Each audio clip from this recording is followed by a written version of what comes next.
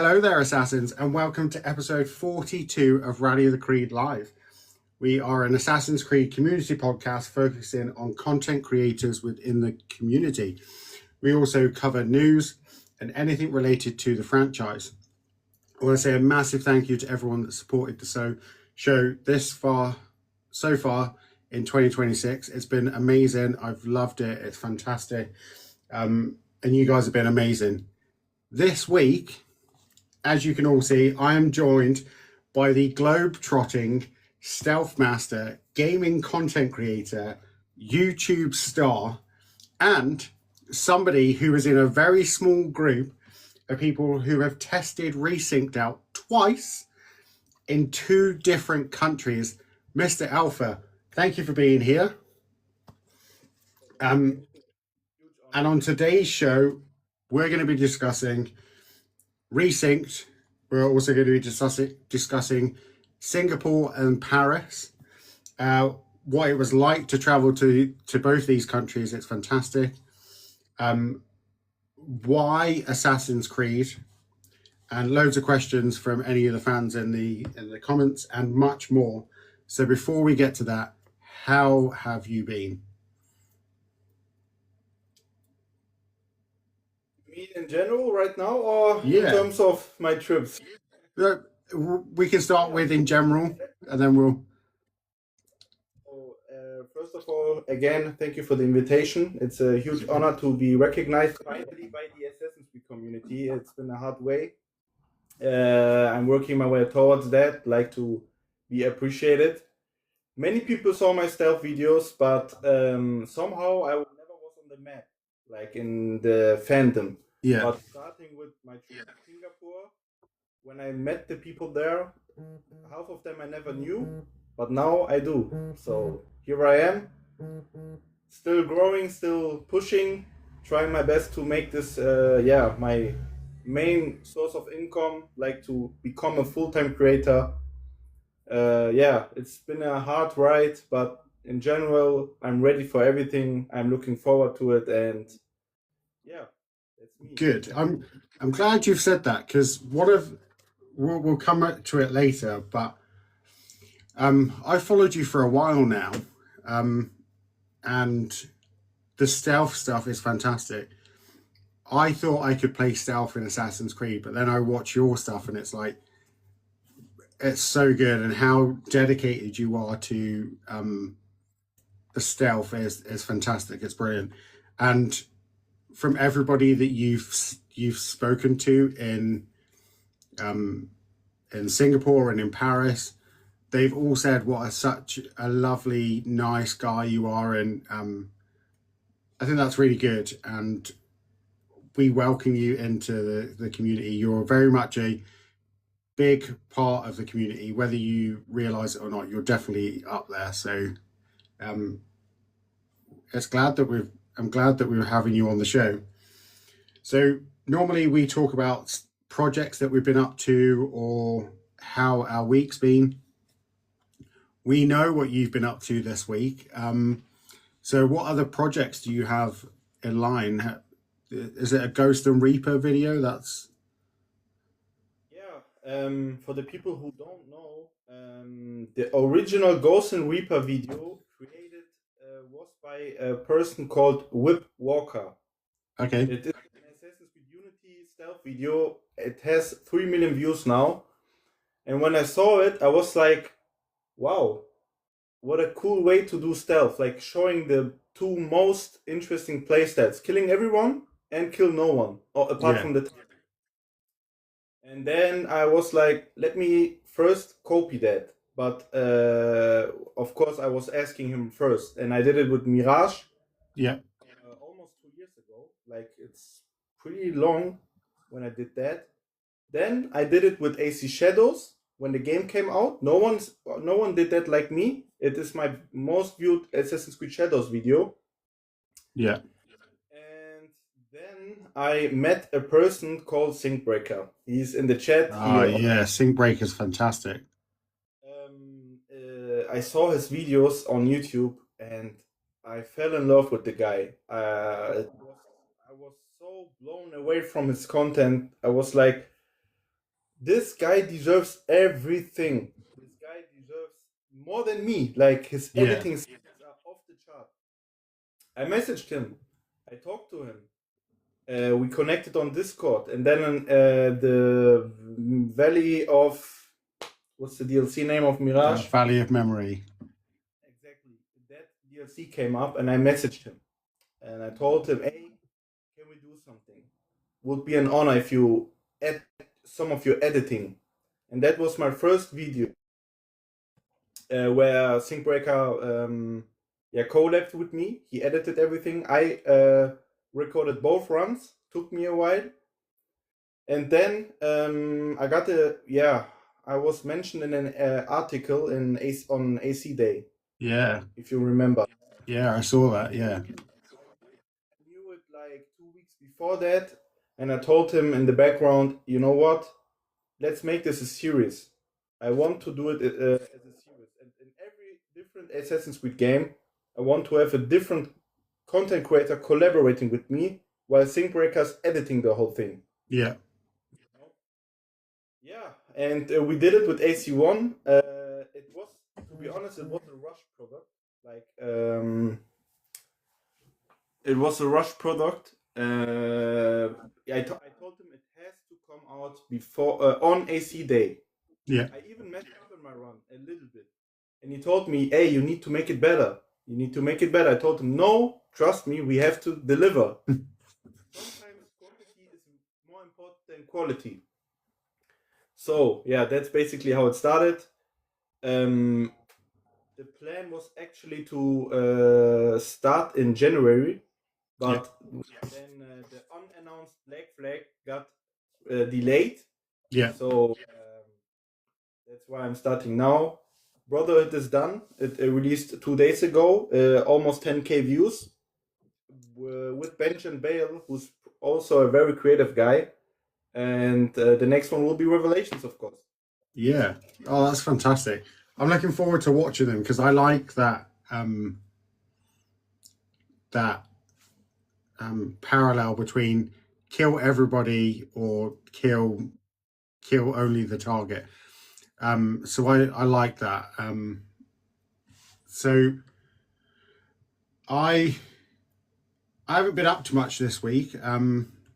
I've been buying Assassin's Creed merch. So I brought my Resynced mug during the showcase. I ordered this. So, and then I've got this T-shirt, which is Edward's tattoo T-shirt. So when Edward's got no top on, this is his tattoo at the front, and then on the back, it's got like his back piece. It's a really nice T-shirt. And I have a mouse mat and a couple of other bits coming. So I haven't really done much other than that. I wanted to talk about the collector's edition with you. Have you pre-ordered the collector's edition? Did you manage to get one? No? So I've pre-ordered the collector's edition, and this is my first collector's edition of any video game ever. So I'm really excited and I'm looking forward to it. July can't come quick enough. It needs to hurry up. Yeah, for sure. There is a secret reason why I am not pre-ordering the game. The collectors. Maybe someone told you already, but Nobody's told me anything. Okay, so I don't need to pre-order it. Oh, okay, right. Okay, fair. Nobody's told me anything. So that was purely, I was just interested on where to find it, if you found it. Can I switch the camera from here? Yeah, you should be able to turn it around.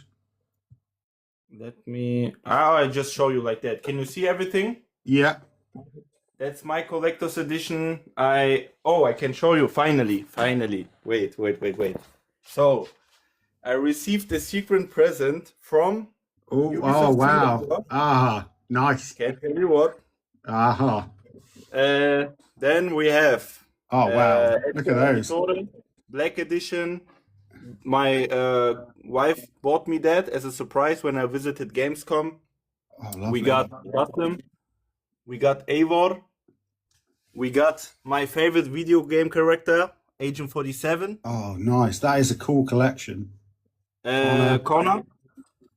Then we have Ghost of Yotai, Oh, nice. Ghost of Tsushima, of course AC Shadows. Yeah. The funny thing is, I bought it and then I won it, so I got 2 now. You can never have too many statues. Dragon Ball, I don't know if you're familiar with it. It's like no collector's edition, only just figurines now, basically. So, I also got this one. I don't know if you can see it. oh, nice. The company just messaged me on Instagram and told me, "Do you want to have it and make some advertising?" And I did that. Oh, lovely. That's awesome. Yeah. I was wondering because, for example, the hidden one commented that it looks dope, but Yeah. he did not receive something like that, and I was like not even 10% of his size and got it. Like, Yeah. sometimes So on all platforms, I think. that's awesome. So when I first started doing AC content, I didn't have any Assassin's Creed merch at all. So I've slowly built up little bits as I've gone along. So I have this hat here, which is I got for attending an event in London for Shadow's 1 year anniversary. And then, so here I've got my art book for Mirage, Ezio, the biker mice. I don't know if you know who the biker mice are, but up here I've got Link, I've got a Valhalla mug. So I've got a couple of things. Nowhere near as special as your collection. That is fantastic. Thank you. So I want to know what is it about Assassin's Creed that drew you in? Like, what is it that drew you into Assassin's Creed? Funny enough, somehow the Lord of the Ring games brought me to Assassin's Creed. Oh wow! Yeah, because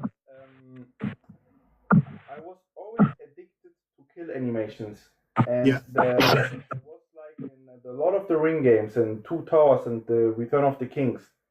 By pressing R2 and X, what you can do basically is performing a finisher.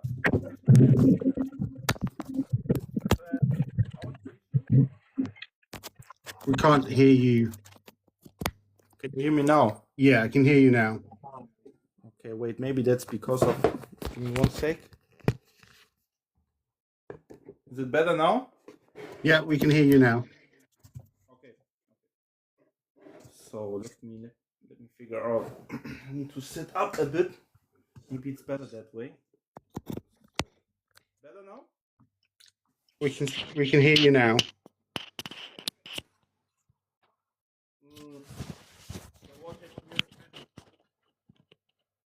Well, what couldn't you hear? We can hear you a little bit, but not. Now? Hello? Yeah, we can hear you. I can hear you. Okay. James? Yeah. Okay, wait a second. Maybe. I can hear you now. Can you hear me now? Yeah, Better? now it sounds good. Yeah. Okay, maybe it's my. Okay, I need to figure out something. Give me 1 sec. Yeah, that's okay. Yeah, I was doing it on some sort of. Let me try something. I don't. Maybe this one can work. This could work.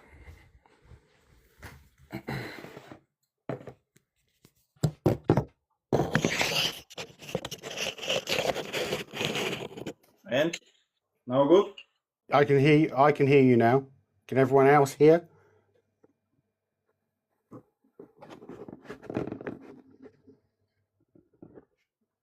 Okay, is it good now? Yeah, we can all hear now. Perfect. Is it loud enough also? Loud and clear.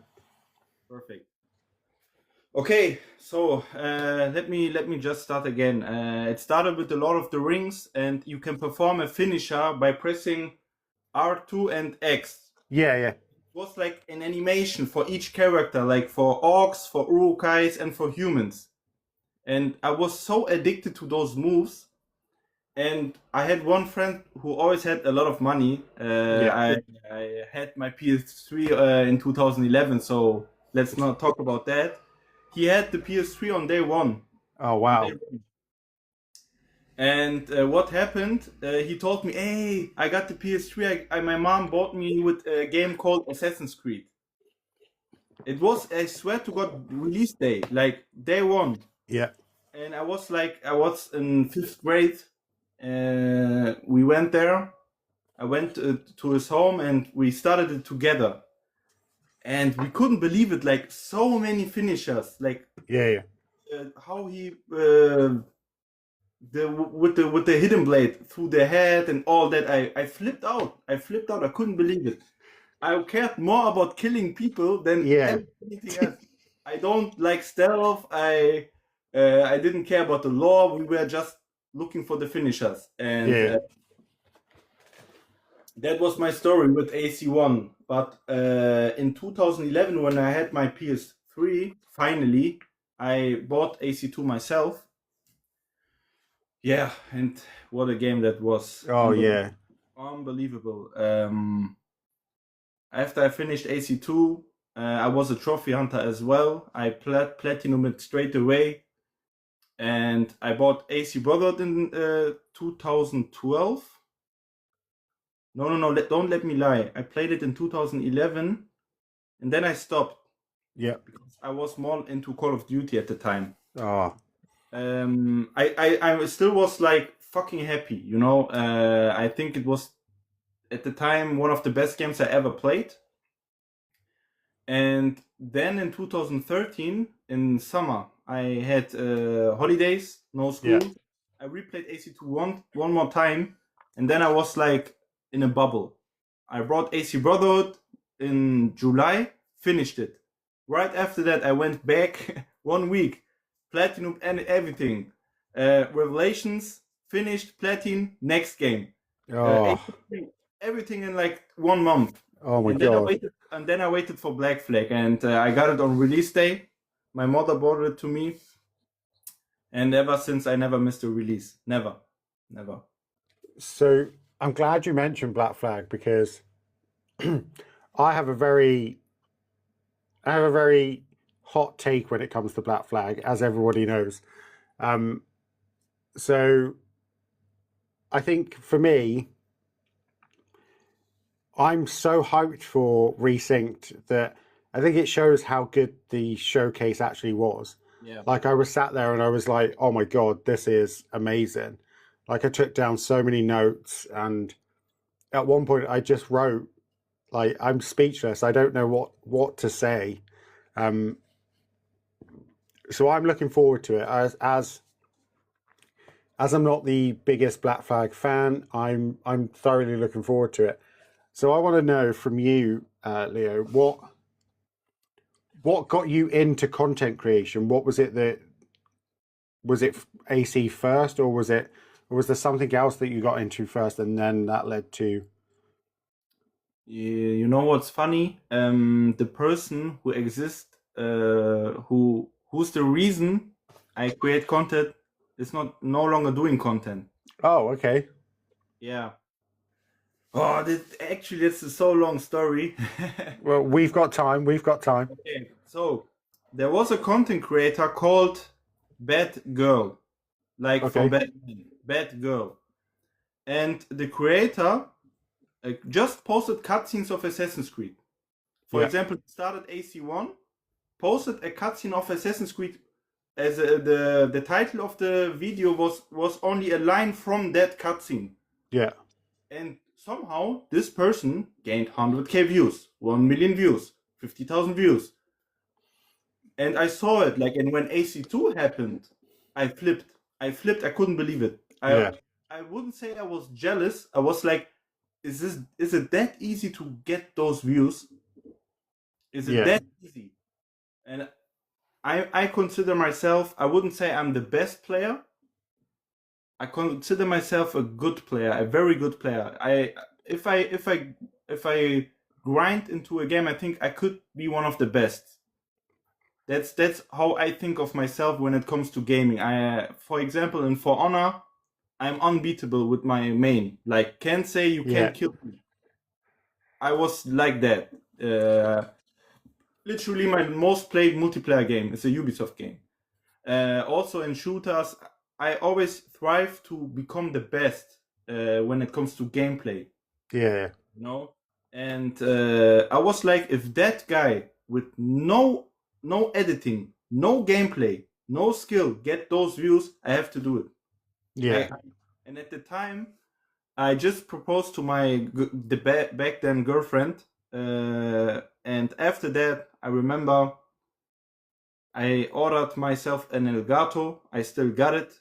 I had a laptop, which was not for content creation, Yeah. and I ate with my parents. I was at the time 24, you know, Yeah. and I sat there. We were eating, and I was like, "Mom, Dad, I need to tell you something." And they always appreciate me as a person. They think I have high potential in life, and I was like, I want to start doing YouTube. I want to start doing videos. And my brother used to say it 10 years ago, not even 15 years ago, do content. He knew that I'm good. Always. He told me all my life, why don't you do content? Yeah. And everything that you see, or at least the first half year, was videos I always wanted to do. You know, Yeah. if you look at the beginning of my channel, a lot of those videos I always wanted to do. Yeah, then I told my parents, let me do it this 1 year. If I fail, I fail. But at least I can say I tried, Yeah. you know? And what happened after 1 year, I monetized my channel in like 2 months. I went viral several times, pretty quick for my size. Yeah, and with AC Mirage, I did everything I could, and then came Spider-Man 2, also big numbers, and had a short that had like 1 million views in 2 days. Oh, wow. And here I am now. That's fantastic. That's so as you were talking, I was looking at your numbers from like the last, say, 2 weeks on YouTube. Yeah. So last 2 weeks, 4 videos. Yeah, so 13,000 views, 5,000, 9,000, and 7,000. That is crazy. Those are some huge numbers. Yeah. And you're now on 23,500 subscribers. That is fantastic. Like that, I think that just shows your dedication to content creation, and that shows, and that's fantastic. Like it's good to see. It is the best decision I ever made. Ever. I every day is a privilege. 100%. Every fucking day, yeah. Yeah. So I make content. I do a lot on TikTok. There's YouTube. I need to get into a bit more, but I've started. So that was the biggest hurdle, was just starting. But yeah, content creation for me, I'm nowhere near up to your level, but it's the best thing I ever decided to do. Like it literally is. Like my partner is very supportive. She listens to me. She's very helpful. Yeah. Yeah. Yeah. I have the support of my family and my partner, and I Yeah. appreciate it. Like, they keep pushing me, you know? Yeah. So my partner's constantly like I've been off since Friday. It's bank holiday Monday tomorrow, so no work tomorrow. And my partner this week has been like, I know that you've got Rally of the Creed on Sunday. Do you want to do a live on Friday night, Saturday night? You can do a live on Monday. like you can post content, and she's so supportive and so enthusiastic about the stuff that I do. It's great to see. And she's the one that actually brought me has pre-ordered the collector's edition, because I pre-ordered the deluxe edition. I was happy with that, but the fact that she was like, "No, let's try and get it for you. It can be your birthday present, but let's try and get it for you. It'd be fantastic." So it's really good to see. I wanted to know how you deal with burnout and fatigue with stuff that's going on. Like, do you ever, like, there's times where I feel all I'm doing is making content day in, day out.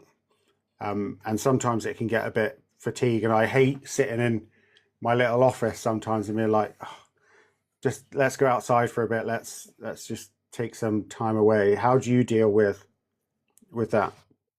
That's a good question. You know what's funny? I think. Oh, that's a good question. When I started, it felt like easy, but Yeah, now, because I have my house, I'm working, and I'm kind of unhappy there. Like, I don't enjoy working at the spot I'm currently now. I think that is when, I get invited to Singapore. yeah, And I get invited to Paris, yeah, and those are the moments I appreciate. But at the same time, I'm like, I want this every day. I want it every day. I don't want to work. so But not it's because I'm lazy. I'm actually a very I'm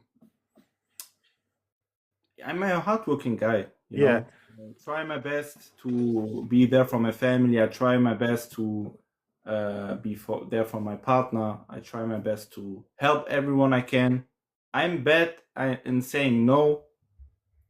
Then you want to go to the gym. You also have family spontaneous time. Yeah. events, like someone died, change of the job, which happened twice in 2 years for me, Oh wow. unplanned both times. But I never give up. I'm not a quitter. I will never give up. You will never see me quit. I swear to God. No matter how long it takes, I will never quit. Yeah. So for Like, me, and I when I say burnout, it's,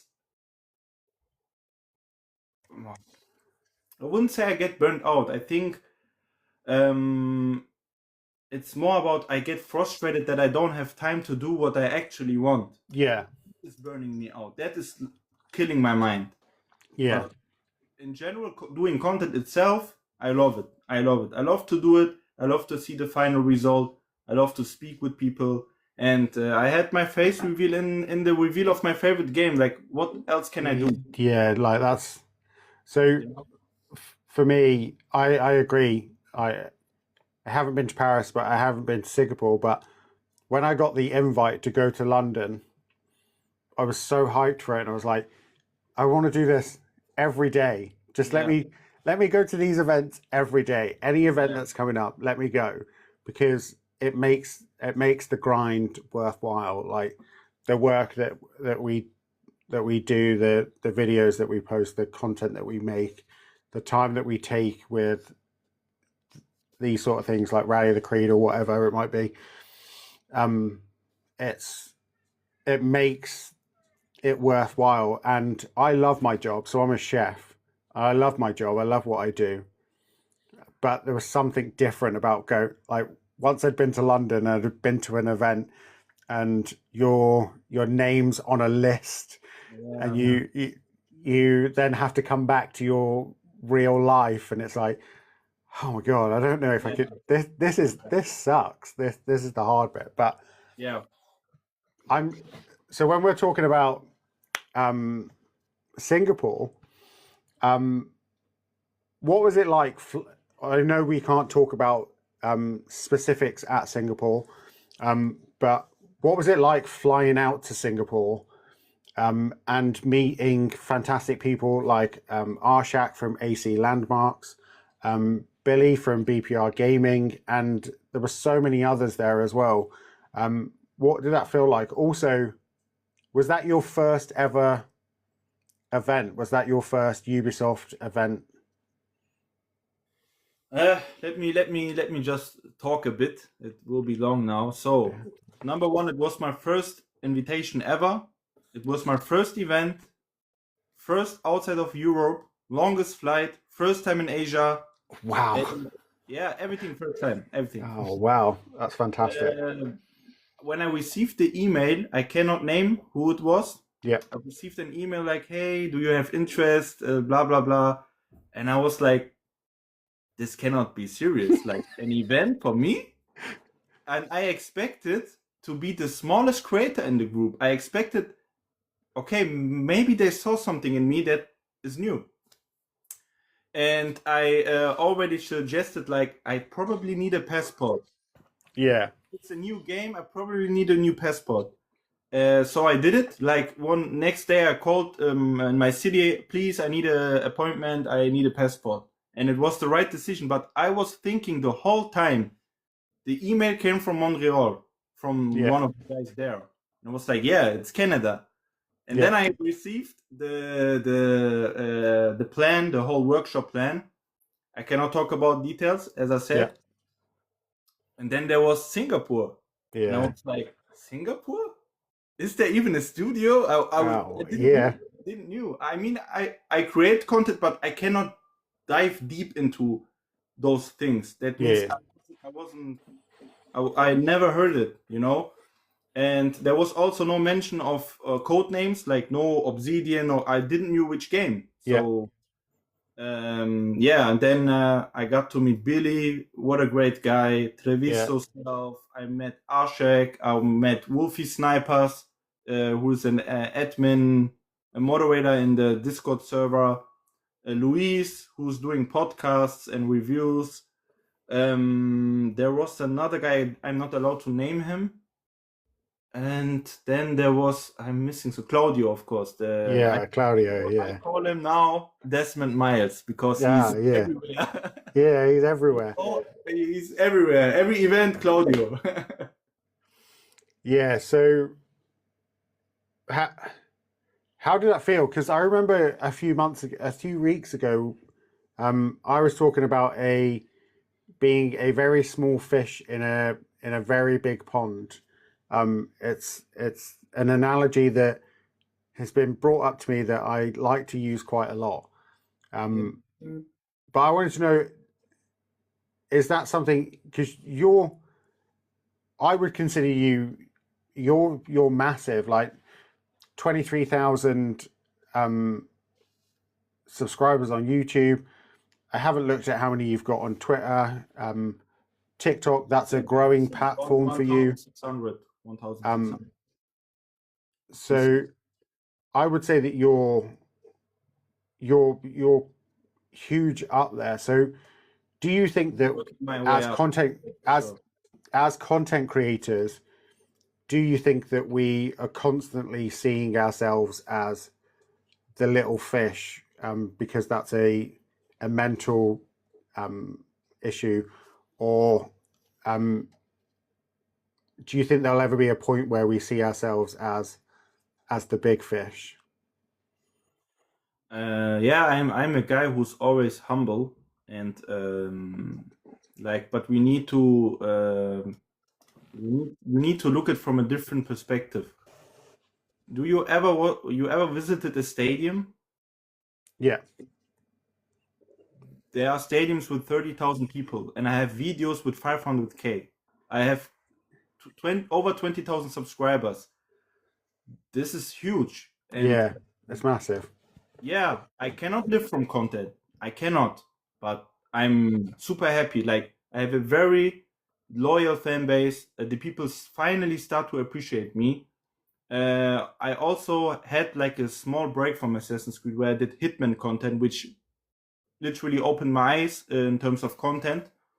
There I have to give a shout out to the Hidden One because his content inspired me to go for that. I told him many times and also gave him shout outs in the video itself. So I'm growing, I'm motivated. There's a lot of things I got great ideas, and yeah, Twitter is looking great. I got 1,600. I got on Instagram 2,000. I got on TikTok 8,000. But I'm the most constant in on YouTube. So Yeah. if I could manage to drop out content on TikTok as well and on Instagram, that would be great. I'm most active on Twitter and on YouTube. That's for sure. Yeah. So I But started. sorry to answer your question. It's okay. At the moment, I still consider myself a small fish compared to the other big names. Like we have Master Assassin, The Hidden One, Joe Raptor, Game Breaking God.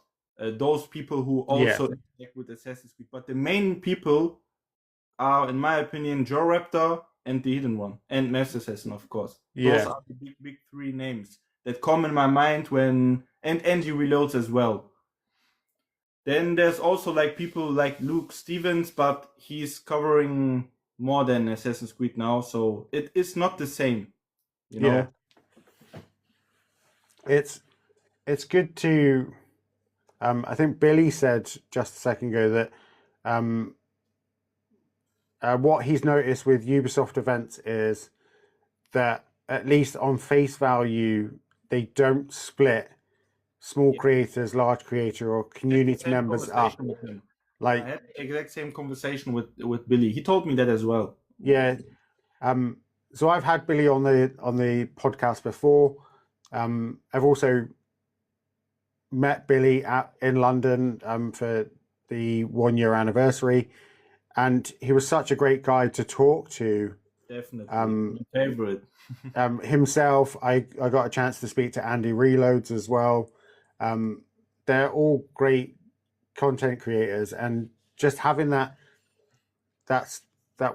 nobody's gatekeeping anything. We're all willing to talk and chat and help each other. And when I first started doing content, YouTube content, I had the Hidden One message me. He DM'd me and was like, if you need a hand with anything, give me a shout. I can help with thumbnails and this and that. And then I had Hangry Higgs. I don't know if you've seen. Yeah, I know him. Yeah. So I had him message me as well and was like, "Oh, if you need help making content, I can help you set it up and stuff, and we can get chatting." And it's really good to see that, for as much as we all complain about the community at times, and sometimes there's negativity or whatever, content creators are always willing to help each other out, and I think that's a great thing to see. That's for sure. I mean, there's also a guy who's pretty quiet now. I pretty much appreciate the guy. It's the True Seal. Yeah. I think because of what's happening in Iran, he's not able to create content, or at least he's not happy, so he can't fully focus. But he's also such a great and humble person, and he had like the best runs this year. One of his videos had 200,000 views, which was a Ghost Recon video, and then he just went away. Never heard of him. I messaged him here and there, but the people, they help each other out. I mean, that's why I did my first Black Flag Resynced video as a collab, just as a appreciation for Billy, Arshak, Treviso, because those are the creators. If the others had channels, I would put them in the collab. Just to, like, of course it's my video, but I gave them a direct shout out inside the video and also made them a collab partner on the video itself, just so they get some followers, or like the names are mentioned. I think it's important. I think everyone deserves to follow their dream. Everyone deserves like a shout out if they are not piece of shits, you know. Yeah, definitely. I agree. And when it comes to like content creating and stuff, it can be very, very daunting out there, and it can be a scary thing to do. And then when you have massive content creators be like, if you need a hand, let me know. If you need some tips, let me know. That little thing makes all the difference, and it reminds you constantly that you're in a great community. Yes, we have our off days, and yes, we all bicker and fight, but at the end of the day, we're all here. We're all trying to do the same thing, and we love the same franchise. So it's just fantastic to see. Before we get bogged down in this, I wanted to know what you thought about the showcase, because I'm not sure if you had seen it beforehand or not, but what did you think of the showcase? What they showed us? What were your thoughts on the showcase? Did you appreciate it? What was it like? Also, what was it like seeing yourself on? I saw the showcase before because I was in there. Like they gave us a preview. Yeah. I think without glazing, like honestly speaking, Matt Ryan presenting the game, I was there. But let me do that. I swear to God, Matt Ryan presenting the game. Then Matt Ryan is literally doing. He speaks while explaining everything that is new. Yeah, the voiceover and stuff. Yeah, exactly, the voiceover, and then he's in the interview talking with Paul Fu and what's his name, Goudon. Jean Goudon. Jean Goudon. What else can you expect, man? The game is great, fucking polished, very polished. Like it looks so good. They did an amazing job. Could be the best presentation ever. Like 30 minutes. Back in the day, we had a teaser. Then there's a E3 trailer. Then there's a small gameplay trailer. Then there's gameplay, and that's it. Now we have everything. Yeah. Everything. Literally everything you want to see. You know. Yeah. So I was hyped leading up to the showcase, and then the showcase happened, and as soon as it started playing, I was just in awe of watching it. So I'm sat here watching it. I did a live reaction with Arshax, and I'm sat here, and he's super pumped about it, but I'm so blown away by what I can see that it was actually, I didn't know what to say or how to feel. Like I rank Black Flag so far down on my rankings list that I potentially, looking at the showcase, this is easily going to be in my top 5 games of, like, it will be in my top 5 AC games, I'm sure. And if not, potentially it will be in my top 3. And for someone who doesn't like Black Flag, that is amazing. That is, like, I can say that, and I'm looking forward to it. I'm excited. And I even think it's, from what we've seen, I also think it's going to be better looking than Shadows as well. So Shadows I have as the most stunning Assassin's Creed game. But I think Resynced is going to steal that title away because it looked amazing. Well, it's like vacation. Yeah. I just can't. I really want to know, because let's not go deep into that, but what is the reason you don't like Black Flag? Okay, so we've talked about this many times before, but so I was very excited for when Black Flag was announced. I was like, pirates, assassins, this is the franchise I absolutely love. At the time, we just had possibly 4 of the best games of the franchise. So AC4 is going to be fantastic. And then I got it, and it just felt off to me. So I wasn't sure about the huge open world. It felt really big and really vast. I didn't like the fact that Edward wasn't an assassin until later on. I didn't think that naval combat belonged in a AC game. I thought it was too aggressive combat wise, and there were all these little things, and it's something I've been very open about, and I've stuck to my guns that this is this is my problem with it. I've tried multiple times to get into it and enjoy it, but this is my issues with it. And then I started to get annoyed with the game because of how people were treating the RPG games.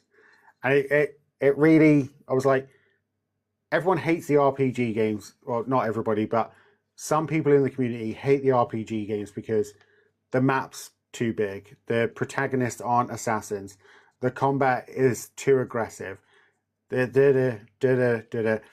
I'm like, all those things are in Black Flag. Yes, they're not as pushed, but they are there in Black Flag. But people hate the RPG games but love Black Flag, and I'm kind of like they're one in the same. But my overall hate is a strong word, but my overall dislike for Black Flag is that I felt incredibly let down at launch. I felt really upset that I'd been let down by a franchise that I love, and it just didn't feel right. Crazy too. I wouldn't say crazy. It's pretty interesting to have that opinion because back in the day, that's what I personally I think the Assassin's Creed community is the most complicated in the history of gaming. 100%, I agree. At the time the game came out, game was called Pirates Creed. Game was called Tailing Creed. 10 years later, we have the RPGs. Assassin's Creed Black Flag, best game. Yeah. Tailing Creed were not that bad. Has better stealth. I was like, you guys are the reason they changed everything. Yes. You guys are the reason they went to RPG. It is like that because look, I will explain. I will ask you one question. You have to be honest because that is how I think Edward is very complicated and Assassin's Creed Black Flag itself is very complicated. I can ask you two questions. Go for it. When you play AC2, how many hours do you need to become an assassin? I don't know specifics, but I can answer this question. So I understand because this is the thing that everyone brings up when I say that I don't like Black Flag. That's one of the things that people bring up, and it's a fair point. It feels different. I think it's because even though Ezio hasn't been so in the beginning, he's with his family. You're playing the game. Then Umberto betrays the Altaires. But I feel like because Giovanni is training Ezio's brother, Ezio indirectly is learning how to be an assassin. Indirectly, he's watching his brother be trained. He lives in an assassin household, and then he goes to Moncione when he leaves. He is staying with Mario. Mario then trains him in a sort of way. So I know he doesn't officially become an assassin until towards the end. I understand that, but he had way more training of an assassin compared to Ezio, compared to Edward, who instantly kills Duncan and puts on the robes and instantly becomes an assassin. Like, he knows how to leap of faith. He knows how to use the hidden blades. He knows how to sneak, and it for me it just feels a bit. I will explain that to you because it's not the game's fault. The problem is, do you want to relearn leap of faith, climbing, hidden blade combat, hidden blade stealth, hiding in bushes, social stuff. Do you want to relearn it every single Assassin's Creed game? At this time, we had Brotherhood reintroducing some stuff like tutorials again for the same stuff. And in Revelations, that was not even the case anymore. Then came AC3, new engine, new ways, new stuff to do, like a rope dart, bow, which was nice. Climbing trees. I made a video about it. It was special. Next game, he could do it. You can argue now. Hey, he's a salesman. What is the word? He in C. Oh, he's a pirate. Yeah, he's a pirate. Like he knows how to climb. Everything all right, but at some point you need to think about it from an engine perspective. Why should I bring up a feature and take it away in the next game? You know, it would have been shit if we couldn't climb trees in the next game. So now everyone can climb trees. Basim, everyone. It's not like in Mohawk only can do that. Now everyone can do it. I understand. And I'd just like to preface, my problem is Black Flag, not Edward. So as a character, I understand that Edward is very complex. He goes through a very particular arc. I understand that. Yeah. My problem isn't Edward. My problem is just mechanically wise is Black Flag. That's my only gripe.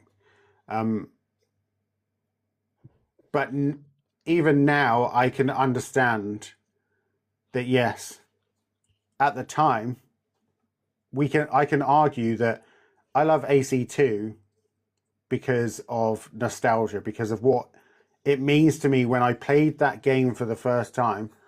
I already have a connect. I already like Italy and ancient Rome and all those sort of things. So to have a game in that setting, I was instantly drawn to it straight away.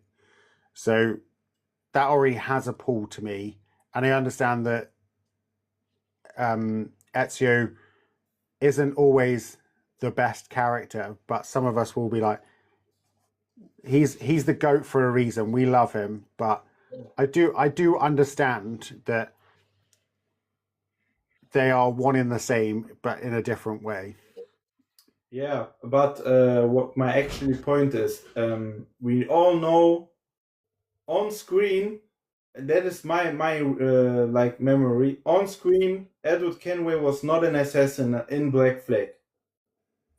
So he never made it official. Like he never mentioned, "I am an assassin now," or "You are an assassin now."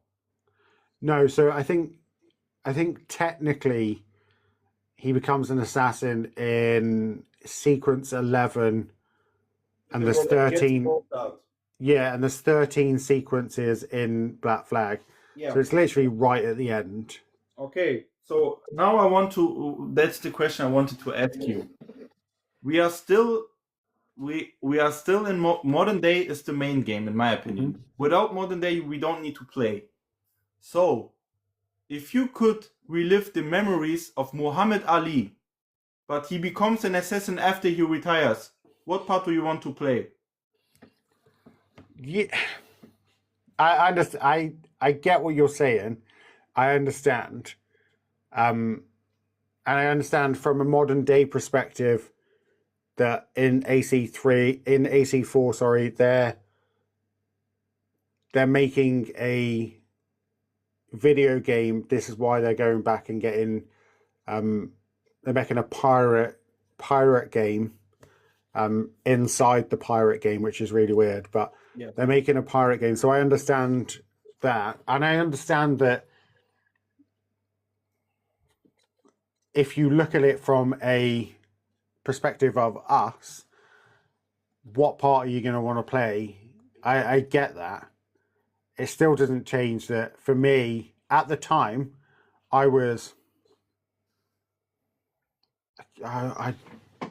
can't remember how old I was in 2013. I'm too old. the point that I want to do is this was like peak piracy, golden age of piracy, you know? And at the time we met literally the legends of the this Yeah. age of the pirates. But it's not about that. It is about we had revenge stories like back to back, like Yeah. Ezio in Brotherhood, Ezio in AC2. In Revelations, he did it for his father. Then what we had AC3. Again, revenge story. Connor's mother died and all that. And then what happened in Rogue? Again, you know, but that is after that. My Yeah. point is, with Edward, he is a greedy guy. He only cares about money. Yeah. And his journey where he actually changes, that is the reason I love Edward the most. That is why Assassin's Creed Black Flag is my favorite game. I mean, my brother and I always had discussions, even before that, that we can basically do Assassin's Creed in every single scenario, in every single time we want. Mm-hmm. We can do an assassin in Africa. We can do an assassin in New Zealand. We can do an assassin in Brazil in the rainforest.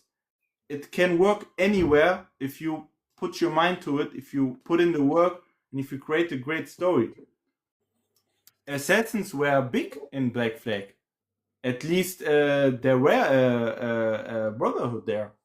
Yeah. It was shit. They were shit. The Templars were big there, you know. So Edward was a greedy guy who turned step by step. Like you saw him grew. Like he just cared about money, and at some point he did not, and it was too late. It was too late, and that is what I love, you know. Yeah. I understand why people love it. I do. It's just not. Maybe it's just a resentment I have for it because I carried it from when it was released, and it never lived up to expectation. Yeah. But I've been very open about my opinions on Black Flag because I didn't want to be one of these people that is like, oh, I didn't like it at launch, but now I do. Now it's fantastic, or now it's getting a remake. I'm gonna enjoy it. I still feel the same about Black Flag, but Resynced, on the other hand, I'm fully prepared to give it my all, and I think it's going to be up there for not just for me. I think it's going to be up there for quite a lot of people. Yeah, totally agree. So I wanted to know what you feel about so in the showcase, it said that we're getting new narrative missions for characters like Blackbeard and Steed. So I wanted to know how you felt about those new. Are you looking forward to new missions that they're adding into the game? New side missions, new narrative missions. Then I was going to ask about the 3 new crew members. Are you looking forward to them as well? Of course. I mean, I was there. Cannot share anything. Yeah, I know you can't. I know you can't. I'm really privileged enough to know stuff. Like I Yeah. know, you know, they still hide something from me, but as I said, I cannot say anything. So I know that you can't say much. I'm looking forward to new narrative missions for characters like Blackbeard, Anthony, because Blackbeard, I love pirates. Blackbeard's one of the most famous pirates out there. Blackbeard has inspired many pirate characters throughout time. So I'm really looking forward to seeing how they can create more story for him. And it was brought to my attention that most people don't realize that Stede Bonnet was a real pirate. So there are a lot. I've had a couple of lives now where people are like, "Oh my god, I can't believe Ubisoft killed him off." I was like, "You realize he's real? Like he's a real character. They didn't just kill him off. He dies how he dies in Everyone. so I'm looking forward to how they can show us more of his story, because it's not long after he meets Blackbeard. It's only about a year after he meets Blackbeard that that he gets hung. So I'm looking forward to seeing how they can build on that. Mhm. I also have a question here from Billy. Can you say if there was any significant improvements from what you played in Singapore compared to Paris? No, I am not allowed to believe. No? I'm not allowed to. I already asked that someone. So Okay. That's fair. Um, in it's obvious because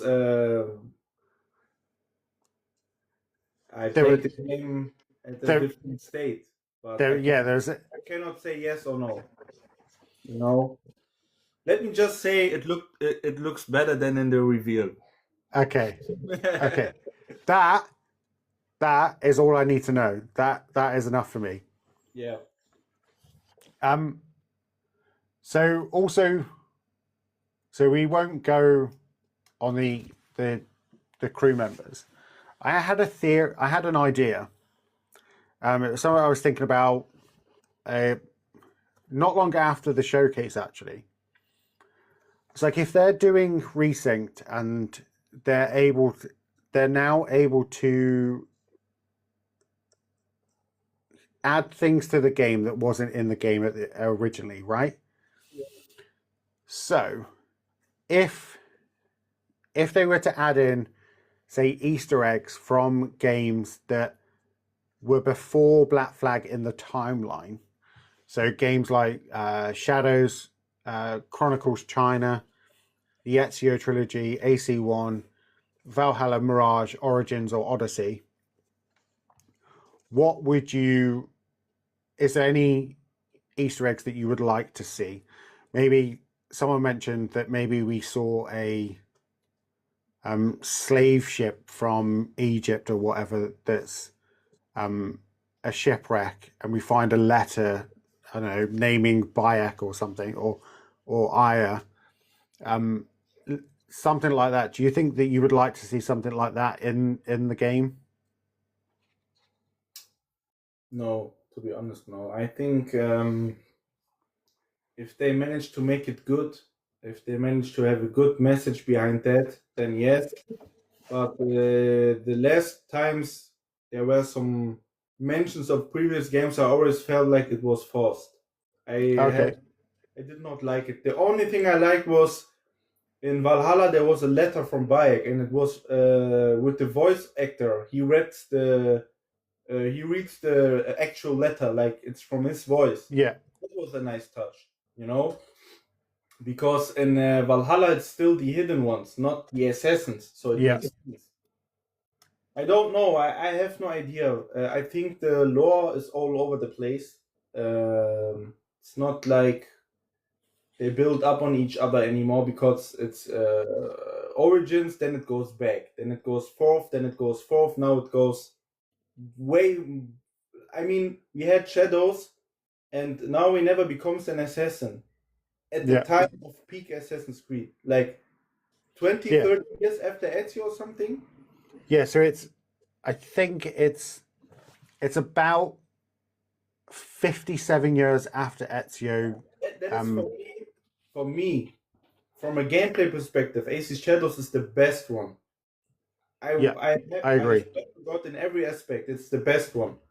But narrative wise, they lost it. Like I feel sorry to say that. I look forward to the game so much.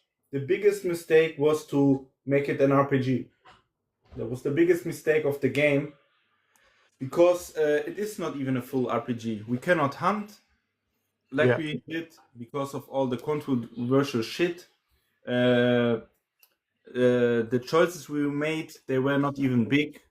It No, would have done the game way better to go into a linear linear. narrative. So, did you know that Shadows on Xbox is the only game on Xbox that's described as a RPG? All the others up to Shadows are described as action adventure games, which I thought was really shocking. But I agree with what you said about Shadows. I love Shadows. Same. It's in my top. It's in my top three for gameplays, Yeah, for yeah, for gameplay, for for aesthetics, for the yeah, setting. for But sure, for sure. but story wise, it's a bit wishy washy. It's a bit all over the place. It doesn't really make much sense. Like Cole said, the biggest mistake that they made was retconning the established Japanese AC law that they already had. Yeah, So yeah, gameplay wise, mechanically, visually, engine wise, I think Shadows looks fantastic, plays fantastic, and that's why it's so high up there for me. But story wise, I'd have to put it quite low down. yeah. My worst when it comes to the story is by far AC Unity. By far. Like really, Yeah, really big, big leap.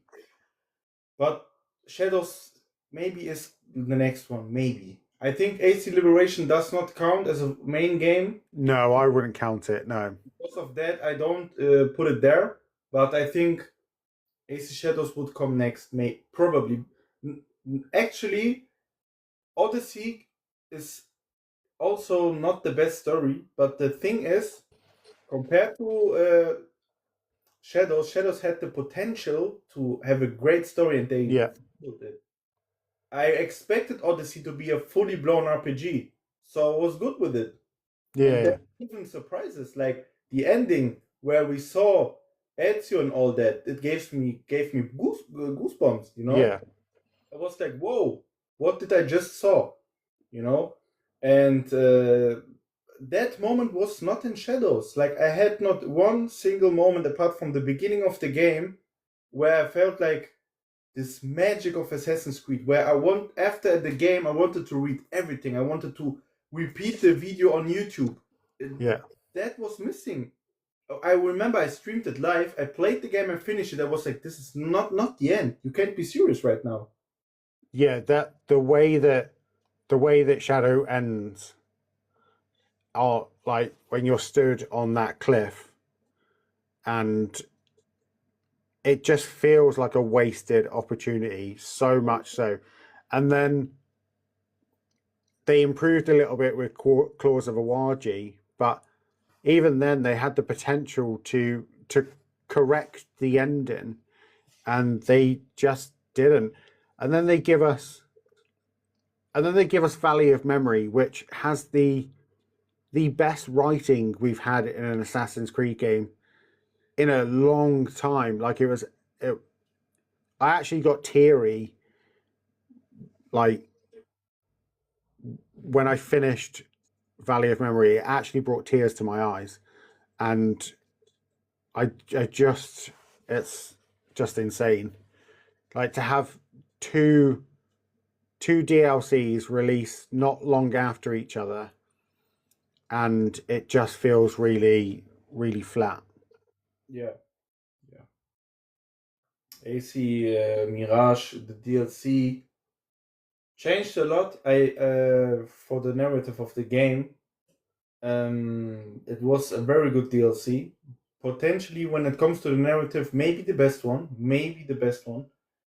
I also like Freedom Cry, Yeah, and also, funny enough, I love Dead Kings. I think the game, this felt more like Assassin's Creed than the whole game from yeah, Unity.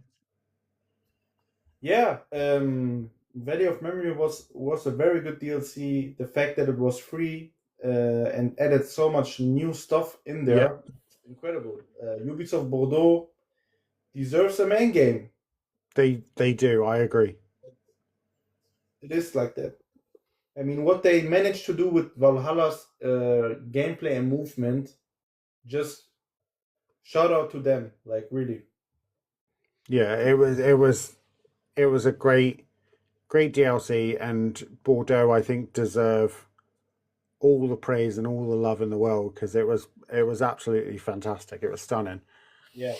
Um, so can we talk about the tailor missions? Yeah.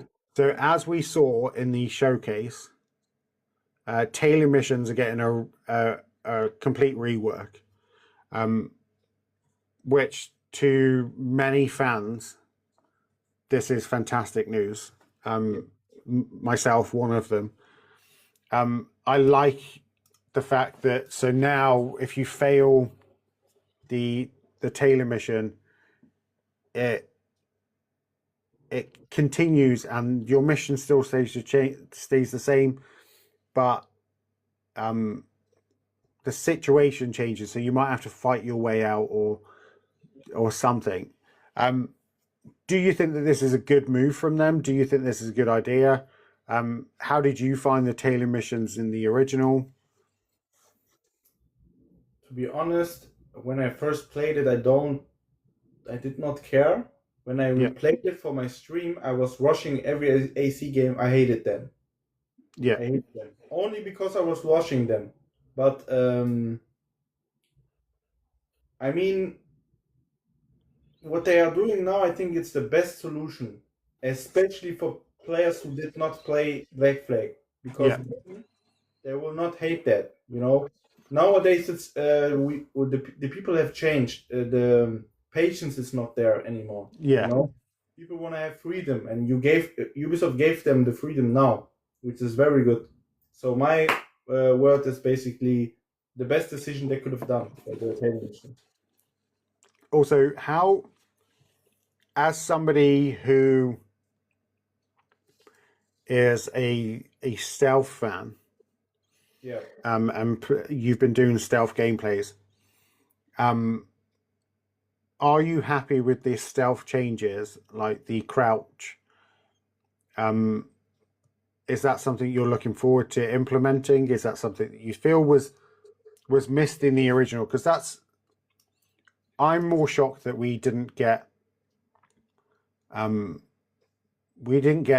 crouch until Unity, which is weird to me anyway. Yeah. I always say it, Assassin's Creed is not a stealth game. Yeah, That changed with Unity.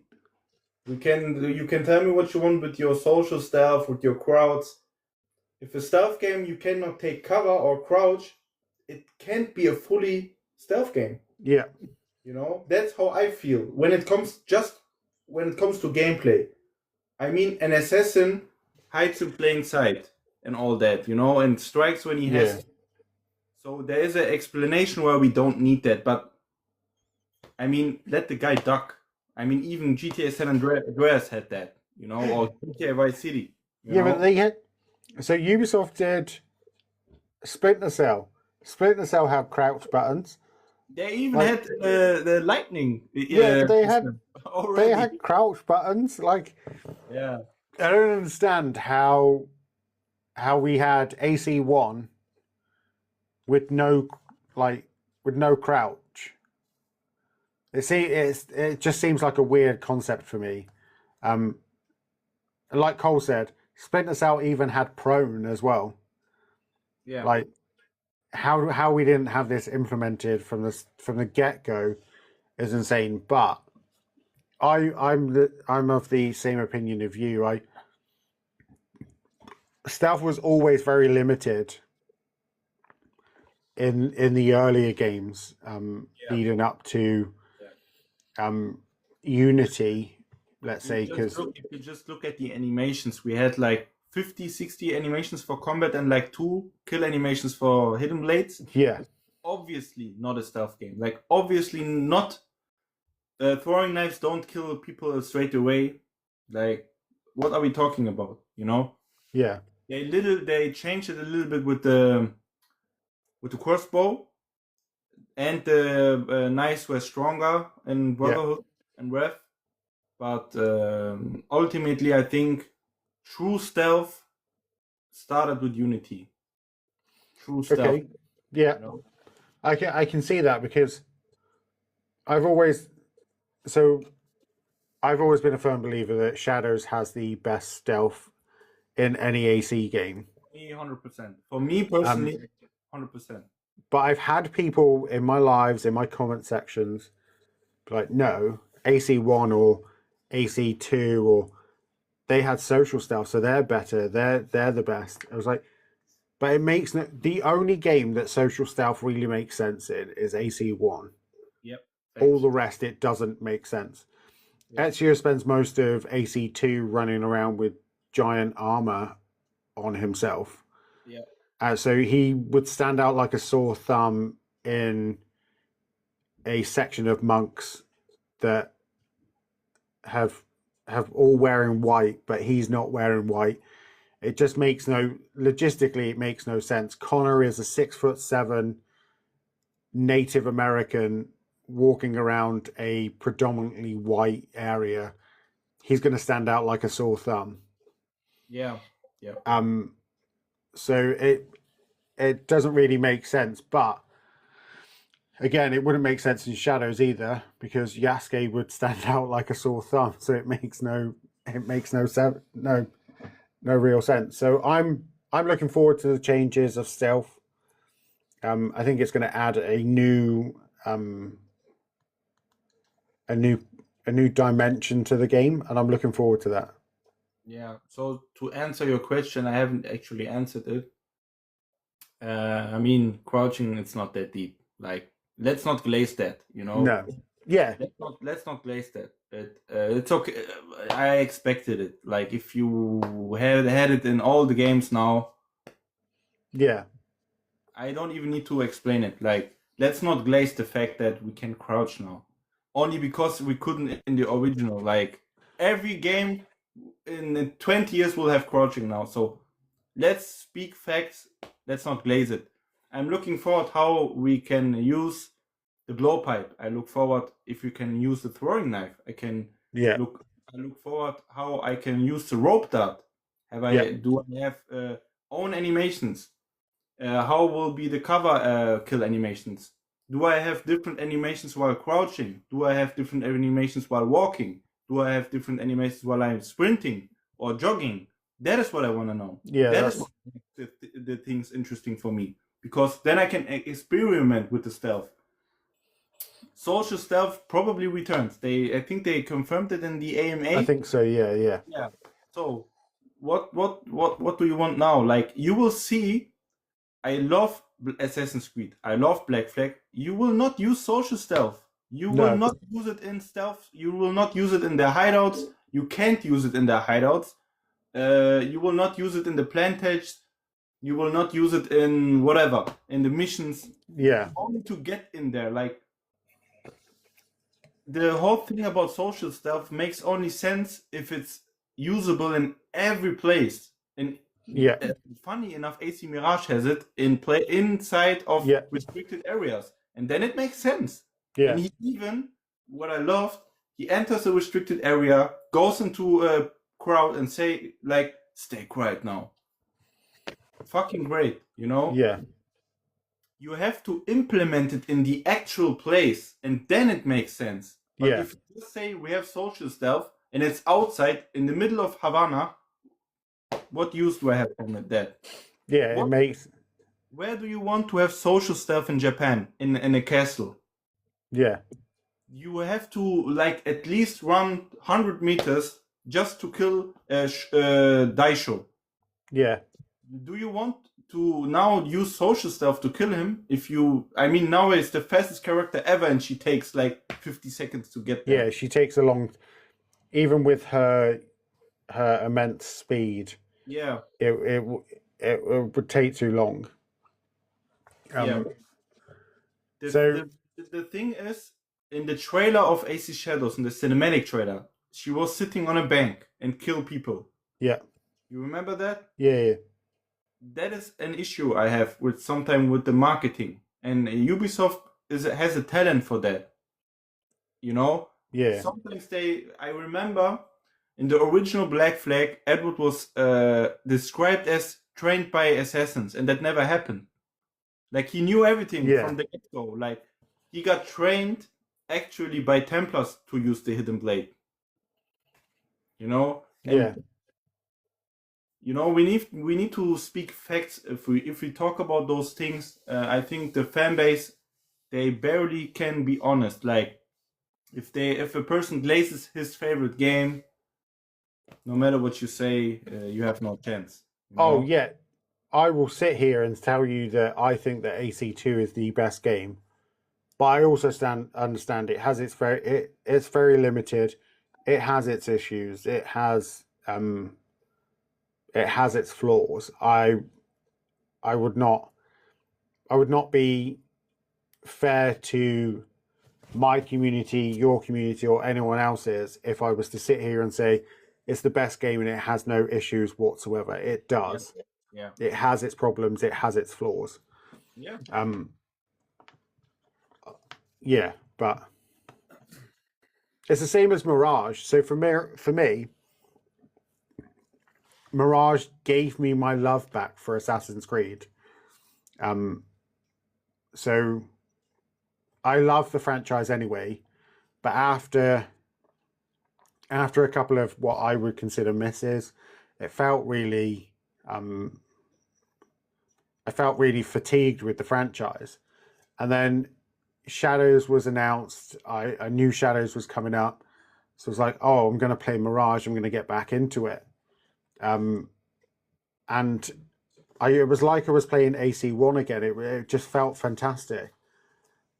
But again, I also understand that that has its issues as well. So I think we can have a favorite game, but we also need to understand that not everybody's going to see it the same way that we do. Yeah.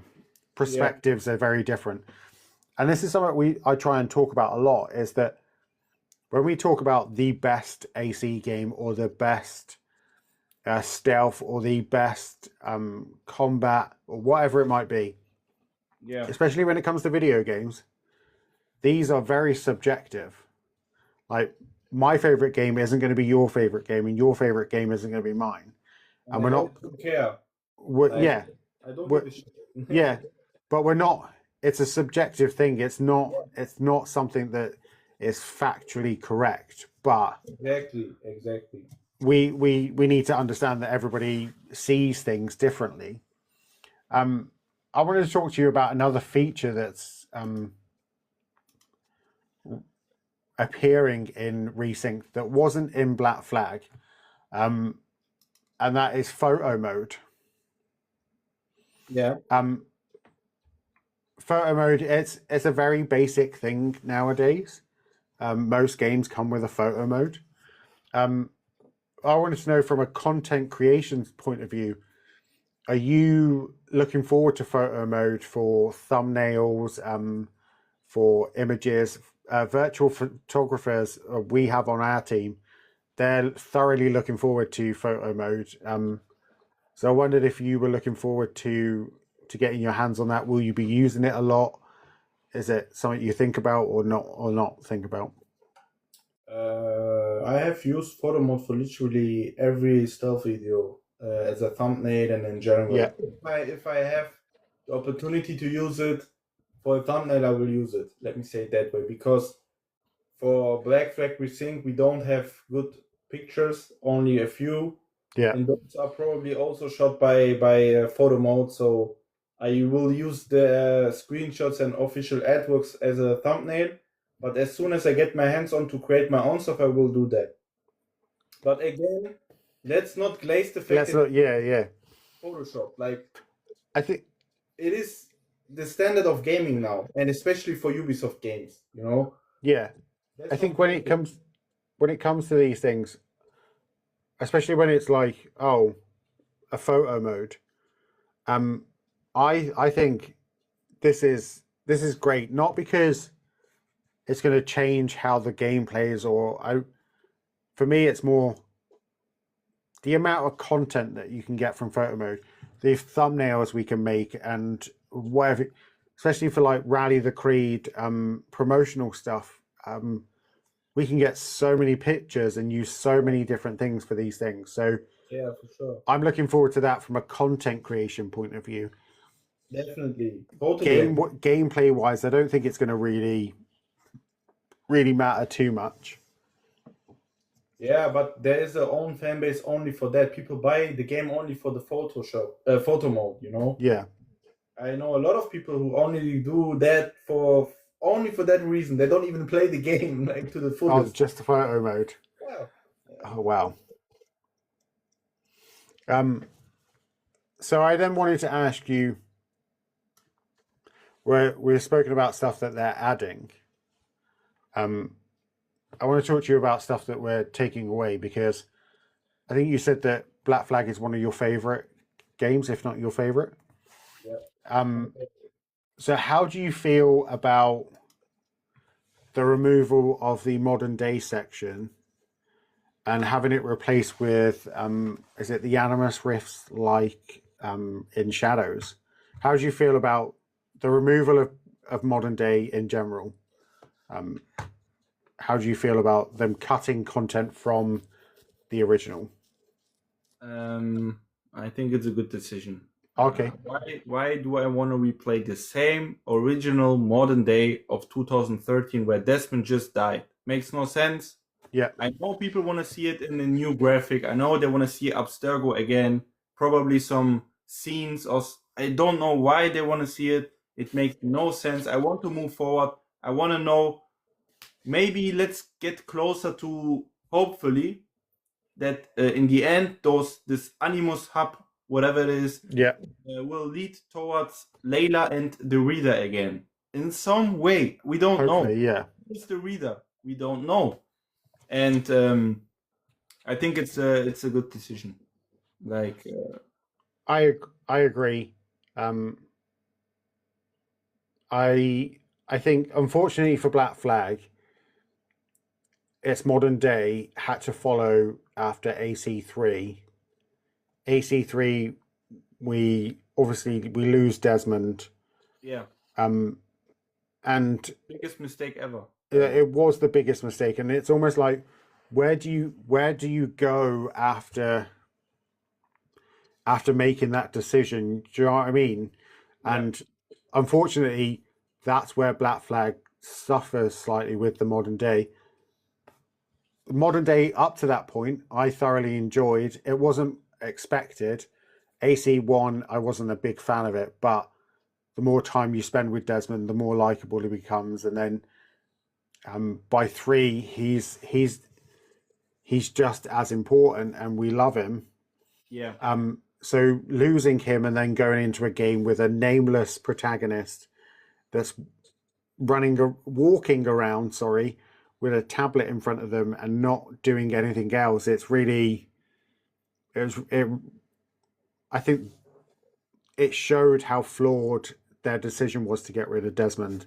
So I'm really happy that they've got rid of it. I think it's a good thing. The big mistake that again Ubisoft made. I mean, I was okay with the modern day of Black Flag. Let's be honest. The things you could discover, and if you read everything, they teased at least 5 Assassin's Creed in the future. Yeah. It is likely. You can research it. Like settings that Syndicate was teased. Shadows was teased. I think even Unity was teased there. Okay. So not 100% sure anymore with Unity, but that's my point. My point is actually, it would have been good when John, what was his name? This guy who has 2 eyes. What's his name in the game? With 2 different eye colors. He was Bartolomeo in Black Flag, but then he was John in modern day. Oh, the Sage. The Sage, exactly. So the best thing would have been when the Sage died in modern day to have the plot twist, like that the camera turns from a POV perspective into who is that guy we have just played. Yeah. You know, this is a way to introduce a character. Like basically, think about it. You are just an average guy who was at the right moment, at the right time, played the right thing. And then, because what you just saw and what happened to you, you turn into a relevant person in Assassin's Creed. That would have been a great thing. But they did it even worse with Unity, you know? I agree. And then Syndicate was kind of interesting because we saw Sean and Rebecca again. Yeah. And then we had Layla, you know? I actually feel sorry for Layla. I like Layla. At least we had the character. Yeah, so I feel sorry for her because at the most interesting part of the game, so I feel sorry for Layla because I've always said that the reason some people don't like Layla is because she's the second named protagonist. So we love Desmond, and then Desmond dies, and then we go 3 games without a protagonist? Well, without a named protagonist. Yeah. So it's like this faceless. 4 games. Yeah, it's like this faceless Abstergo employee and what have you. And you can't dislike somebody that you don't know what they look like, you don't know what their name is, and it's really hard to dislike them. But then you get Layla, and she's named, and she's there, and she's present, and we get her for a few games. Yeah. So everyone instantly goes. They forget about the protagonist from Black Flag, Unity, Syndicate. They forget about them and just go, Desmond died, then we got Layla, and she suffers from that. We lost a fan favorite to now we've got someone else. So I always feel sorry for Layla. I think she kind of gets the short end of the straw. The thing is, Desmond was a very good written character, and even in Brotherhood we started to have things that were not like they were planned with the Lucy voice actor. Modern Day suffered even then. Like the third game, it suffered. The original plan was a different one. You know. Then we had Revelations because of that. The Modern Day was inside the animals. With the blocks and all that. I think it was cool to finally meet Clay, but also it ruined the whole thing because I had always this vibe that I was afraid of Clay. I was afraid of Subject 16. You know. Yeah. I was afraid. I think he suffered a lot. I felt like he was crazy, and they kind of killed it by showing him, you know. I think it was a huge mistake to see him. I never wanted to see him, like a huge mistake. But again, with Brotherhood, they already like changed the plans, you know. Yeah. So I think for characters like that, there's an air of mystique when you don't know what they look like. Yeah. So when you talk about Subject 16, like, oh my God, what's he going to look like? And then there's that constant, like, he's gone crazy. We should fear him. We need to be scared of him. We need to take a step back. But then they show his face, and all of that mystique is gone slightly. It's almost the same as like when you're watching a horror film, and you know there's a villain there, and you can't see them, and they're following you constantly. But the moment you see the villain, all that mystique goes, all that trepidation, that anticipation of him being there is gone. And I think it was I think there's been a problem with Modern Day for a while, and I think it's gonna suffer until they can try and sort it out and possibly retcon it and I don't know, do something with it, I guess. Yeah, I So mean, we can discuss about Layla, we can discuss about Desmond. I personally think when it comes to magic, what I was talking about with the story of what was I talking about? I forgot. You was know it my point. Clay? No. Like the magic moments. I forgot about which game it was. That was not in Shadows. You know, when you research everything, it doesn't matter. Um, my point is AC Valhalla. The thing with Basim waking up, it was so crazy. I couldn't speak, I couldn't talk. I just watched it. I was like, what the fuck is going on now? You Yeah, have to be shitting me.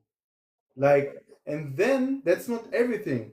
Valhalla, in the minds of Vikings, it's actually the end of the Ease world. Like, how yeah, brilliant was that writing? How brilliant was that?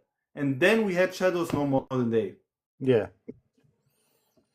It makes no sense. I don't know who made that decision, but it was the worst mistake. Like, I think it is even a bigger mistake than killing Desmond. Like when it yeah. comes to modern day, do So I not actually have, do not connect from there.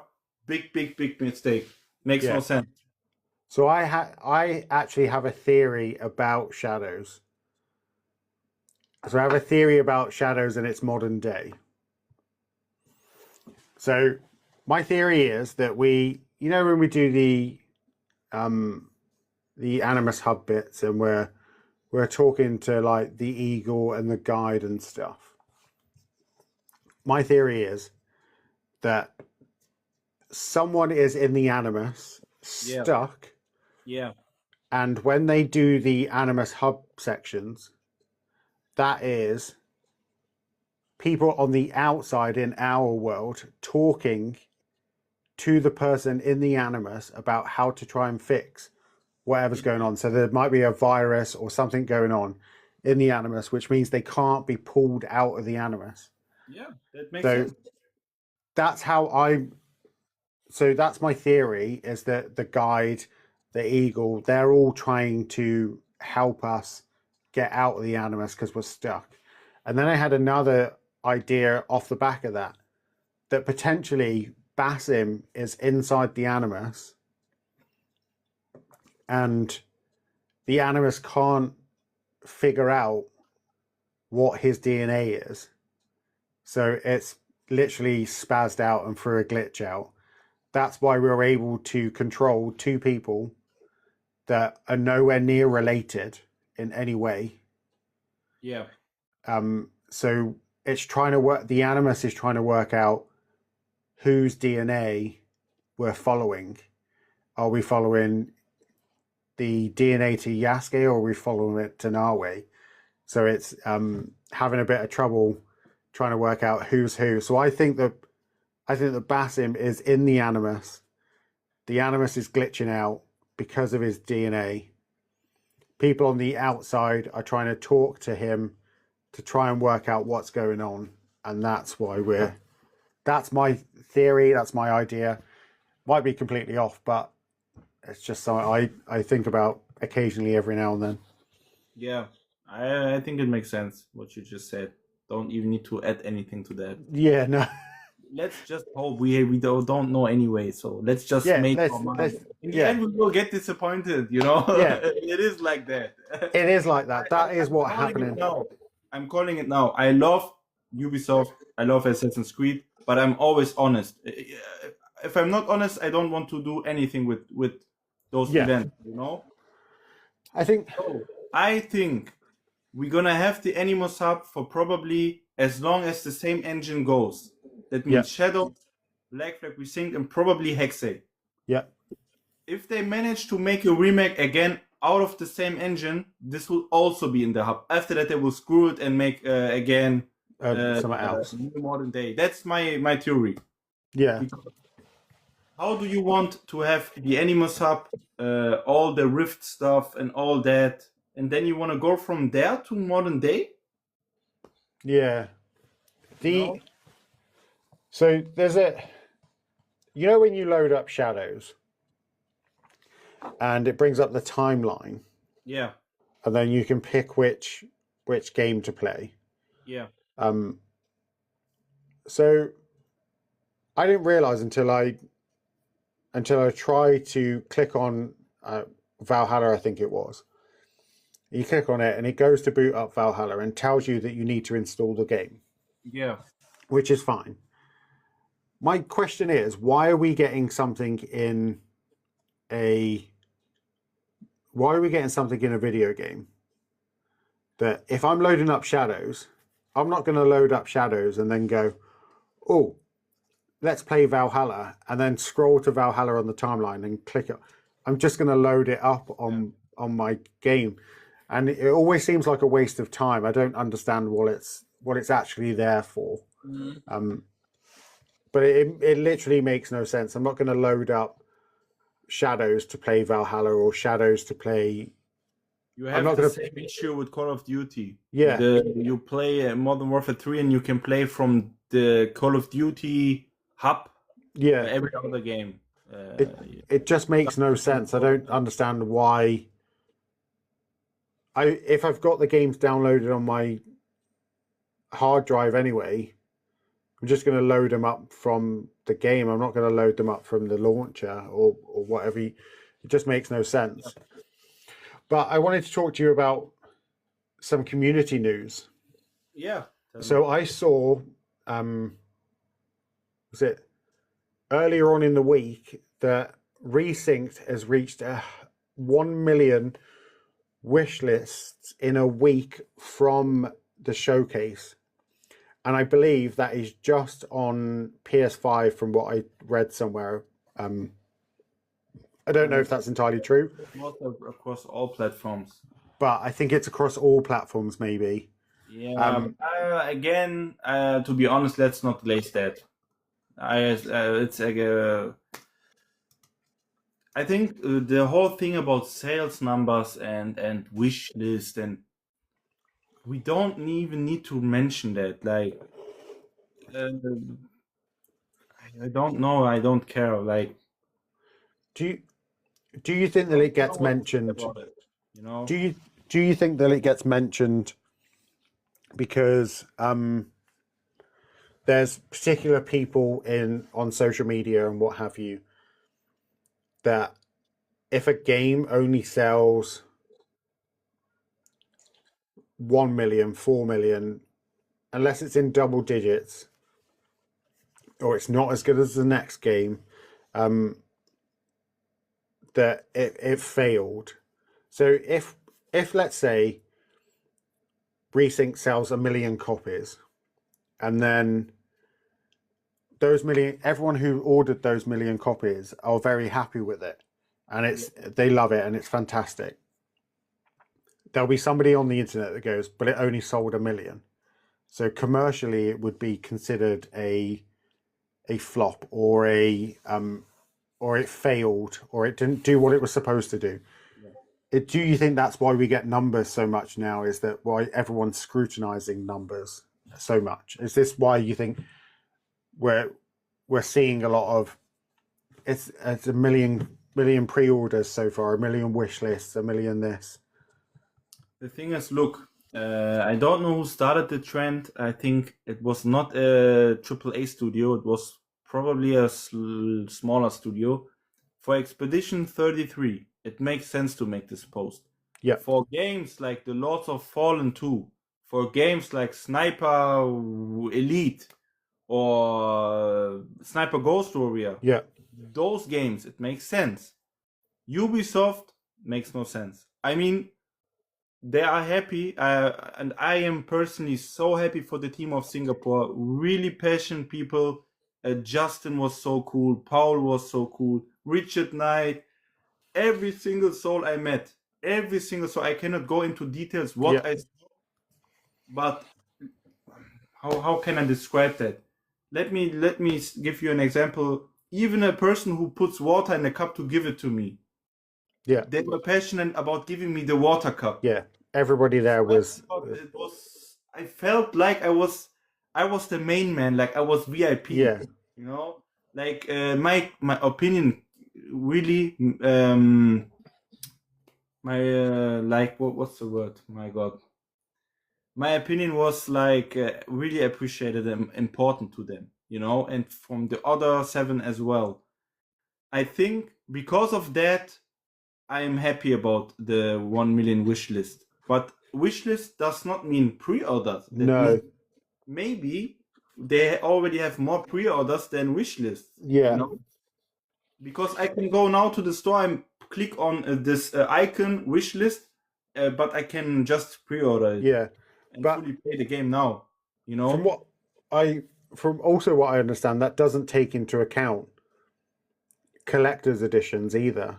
Yeah. Yeah. It's just those. So I do know, obviously, from personal experience of trying to find one, is that instantly collector's editions everywhere were sold out.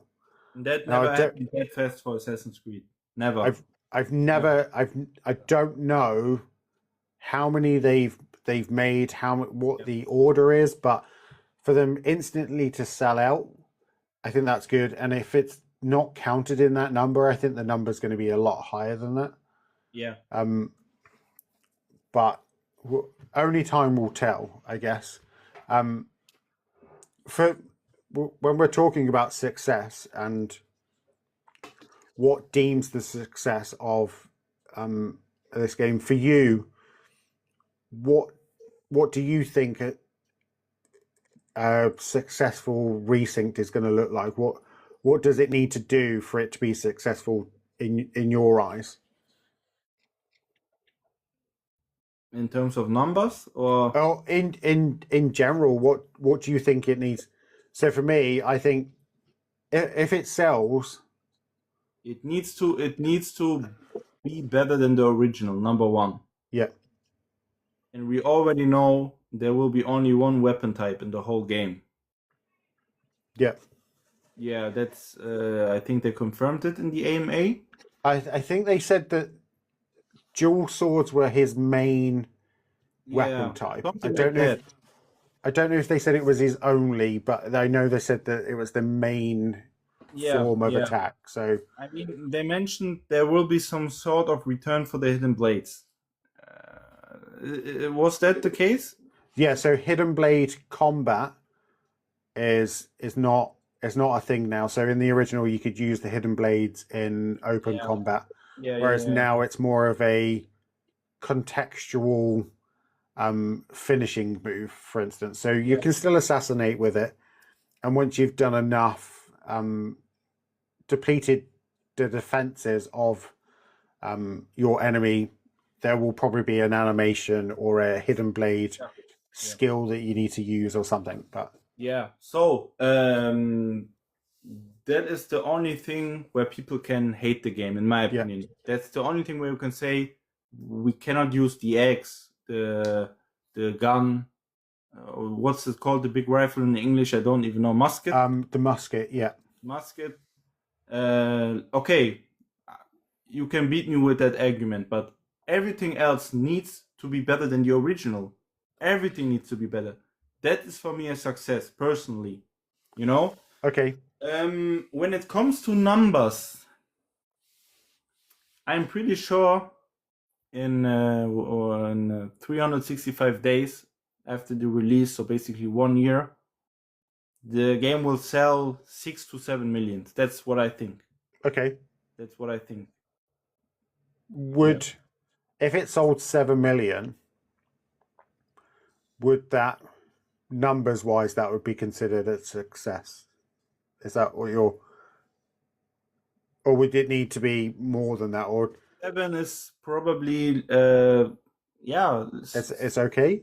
Yeah, I think the team will be happy, but I think I have a feeling 10 million will be the dream number for them. You know? 10, okay. Yeah, I think 10. How many? The thing is, Ubisoft does not share official sales numbers. It's only predictions all the time. Yeah. Like what can I do with the number 20 million players? Nothing.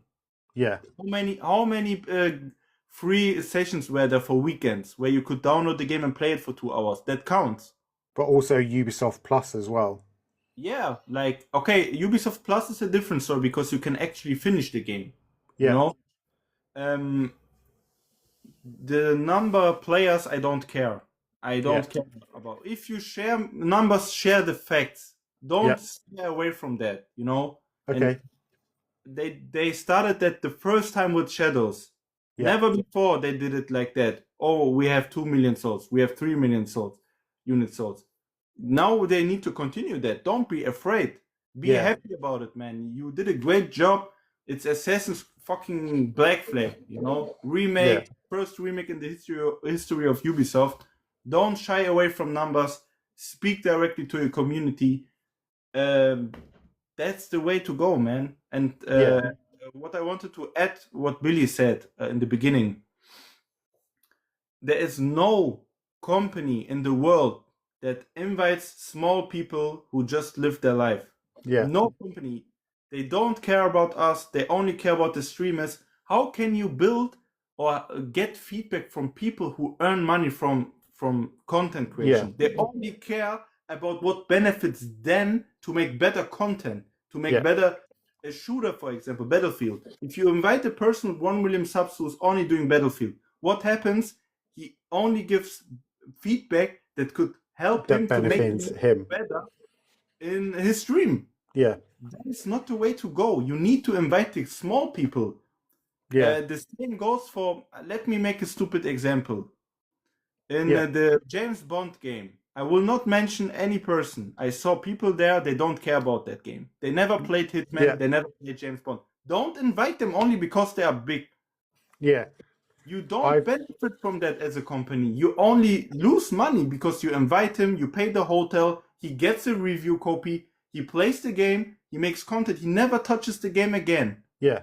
But a person like me, I will, if I would be invited to, for example, James Bond, I'm a Hitman content creator. I know how to play stealth. I play Hitman since Hitman is my favorite franchise over Assassin's Creed. So my opinion about this game would be more important than from a guy with that and that number, you know? Yeah, I agree. I have to give a shout out to Ubisoft. Yeah. There are people who don't create content, they were there as a community member. Yeah. And I think that is awesome.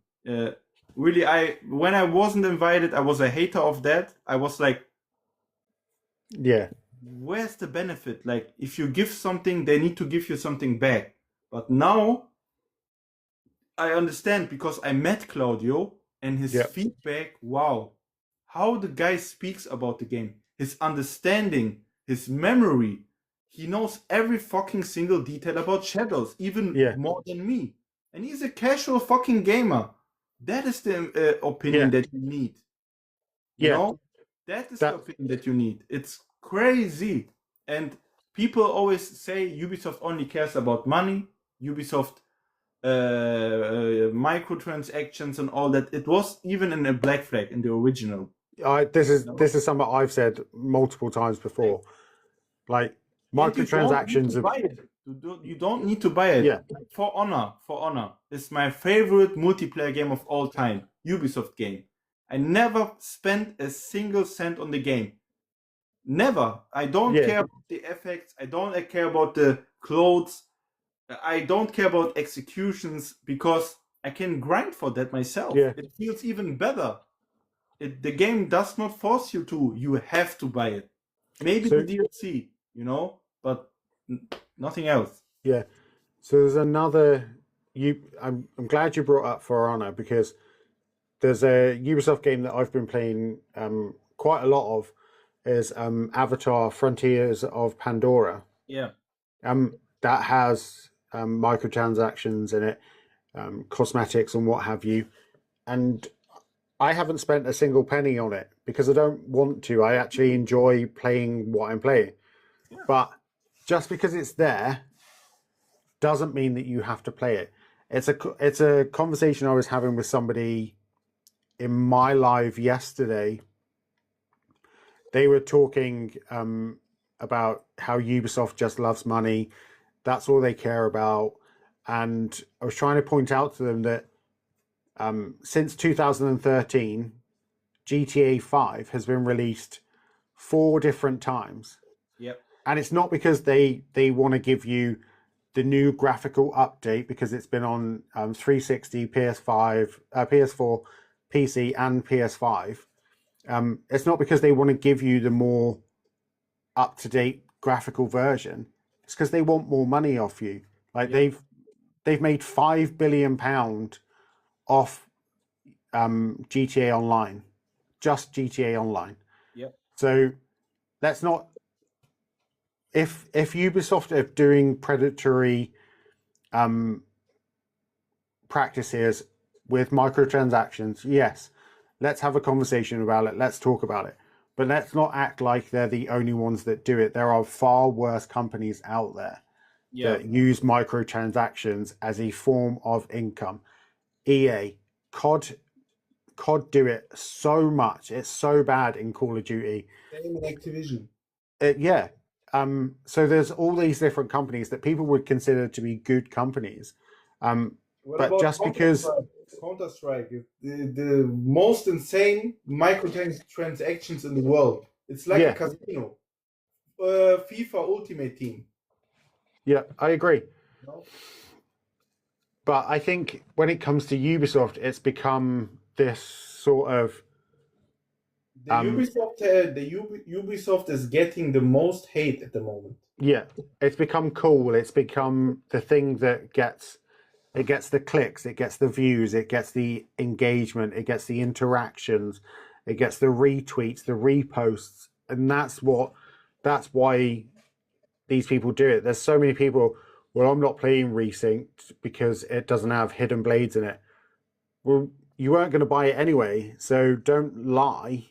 Like you weren't going to buy it anyway because it's Ubisoft, and you've been saying that they've been dog shit for the last 10 years, so you weren't going to play it anyway. Hating is always easy. If I would make hate content, I would have had 100,000 subscribers by now. Oh, easy, yeah. It's so easy. Just talk shit about a game, about a company, the woke this, woke that, and I'm done. Like I don't want to be that person. Let's speak facts. You saw how I reacted to crouching. You saw how I reacted to the simple things. Let's not glaze that shit. Like let's speak facts. Like let's not let's make it over dramatic, you know? Yeah. No, I agree. We had microtransactions. Even AC2 had 2 sequences tied to a DLC. And then when it was a full game, you all cried. Like, oh my god, sequence 13 has 11 times the same mission. Come on, guys. Chill out. I've tried to explain that to people, especially when it comes to like multiplayer and stuff. Yeah. In Assassin's Creed, there's been for as long as there's been multiplayer, there's been microtransactions. It's not a new practice by Ubisoft. They've done this for it's been in there for a while. Yeah. But you're only moaning about it now because all companies do it at some point. They all do it. So let's not complain.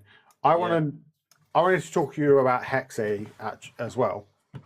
Yeah, sure. So we know that Hexa is going to be the next major flagship title, right?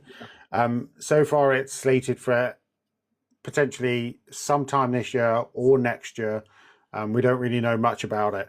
Yeah. I wanted to know, from you and anyone in the chat, what are your thoughts on Hex as a whole, and do you think that the reaction to Resynced is going to have effect on Hex? So if Resynced comes out and it's really it plays fantastic and it's brilliant, do you think that it's going to have a positive impact on Hex and pre-orders and what have you? Or if it comes out and it's going to be not what people expected, is it going to have a negative impact on Hex? How do you see it? I think that Black Flag Resynced is something different because it marks the first remake of the company, Yeah. like the ground up remake, and this literally is more like, can we do more remakes? Can we do more Assassin's Creed remakes? Can we Yeah. do more remakes in general? There's a Splinter Cell game. I heard there will also be a full remake of that, like a reboot Yeah. or something. So, yeah, sadly, Prince of Persia got cancelled. You Yeah. know, I don't think it has any, apart maybe from the trust. Like if Resynced is a good product, people trust Hex more. But apart from that, I think this is more like, can we do more Resynced Yeah. games? Can we do more remakes?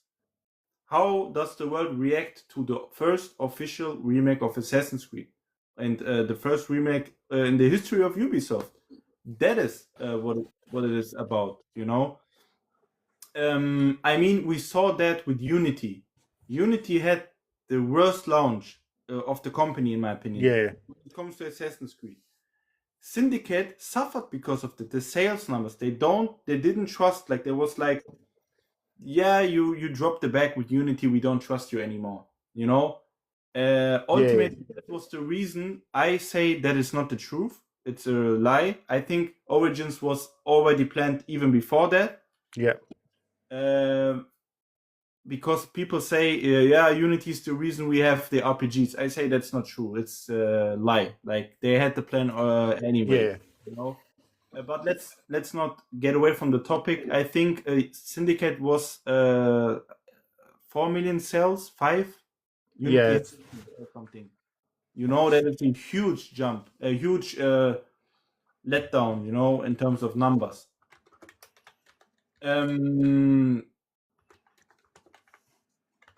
So to answer your question, yes, but not directly. Like, I think Okay. when it comes to Hexe, I think that is the good thing. It's the same situation I have with the game than with GTA 6. I don't know what to expect. And I love that. I don't even want to know. I want to see the reveal. Yeah. I hope the leakers, they don't leak anything. Even hope there won't be a workshop. Maybe one small one. Like something like in Singapore, you know, for some Yeah. people.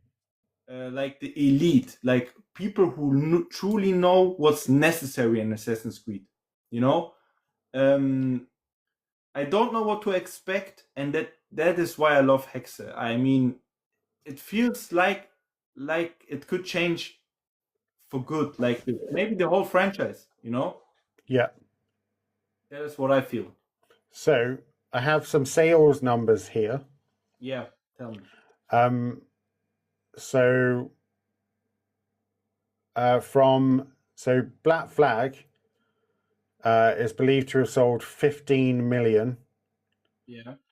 Syndicate, Unity sold 10 million. Yeah, And I Syndicate remember is supposed to be 5.5 million. Yeah, you see, I'm quite good with the numbers, you know. Yeah.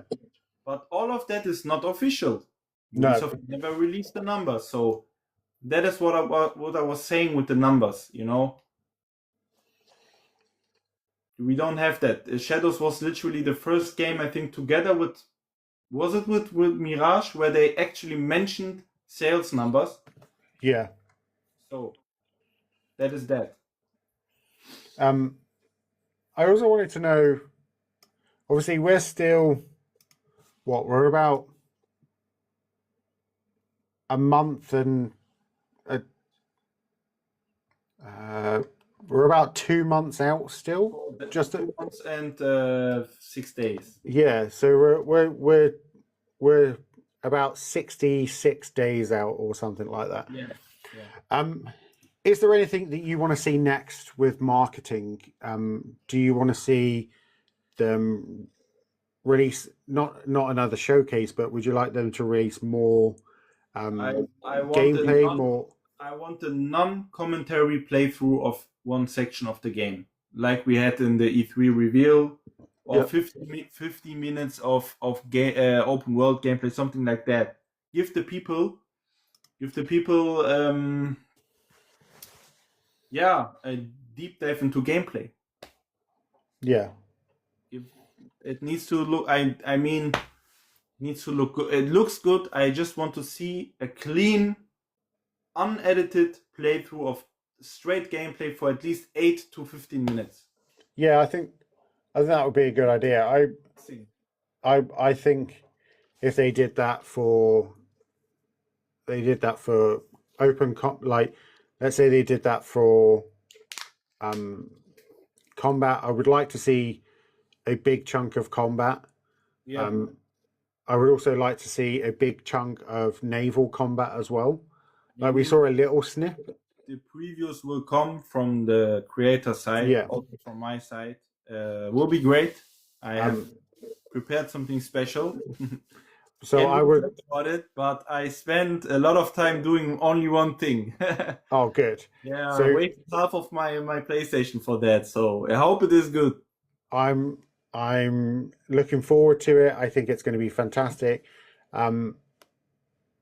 Yeah, I just want to see more. I want to see. Yeah, I just want to see more gameplay. Official video from Assassin's Creed from Ubisoft showcase the game properly, same as in the review back then. Like, can you give me 1 minute? I need to go to my family called me. Yeah, Like, yeah, yeah, one yeah.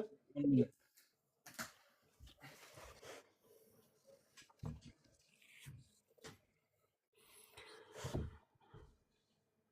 So, guys, how is everyone doing? What are we all up to? How are we liking the show so far? He has been great. I enjoy. I've enjoyed it. It's been fantastic. Hey Ash, how we doing? Holding the baby. Cole, are you around at any point in the next couple of weeks? Would you like to come on and do a guest appearance? We did speak about it. No, he's busy. We did speak about you doing like a check-in episode, so I was wondering if you would be free at some point. Just let me know. When Ash says that you're free, you can.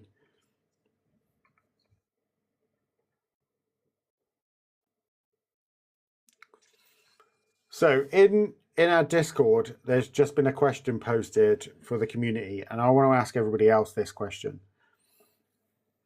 With Black Flag Resynced, they have dropped the 4 from the title. If AC2 and AC3 were to get a resynced treatment, what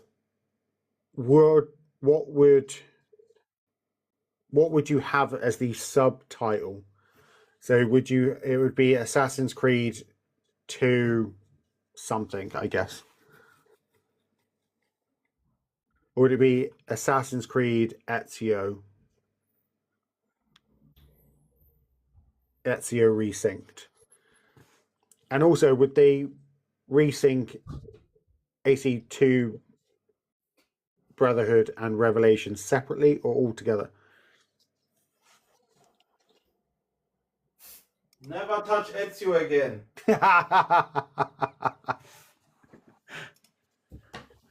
Never touch the guy again. Leave the man alone. Let him die in peace. I think Ezio is too important and too nostalgia. It has too much nostalgia. Leave the guy alone. He has 3 games, a sensational journey. My life is tied to that. Let the man rest. If he comes, I heard rumors that he will be in Hexe. Okay, I'm okay with that. Yeah. Leave the guy rest. No remake, nothing. So I think it will happen at some point, but I don't want that. My opinion. So basically in our Discord, we've just had a question. Yeah. That with Black Flag Resynced, they dropped the 4 from the title. So if AC2 and AC3 were also to get the resynced treatment, what would you want this subtitle to be? So you know where it's Black Flag Resynced. What would you like the title to be?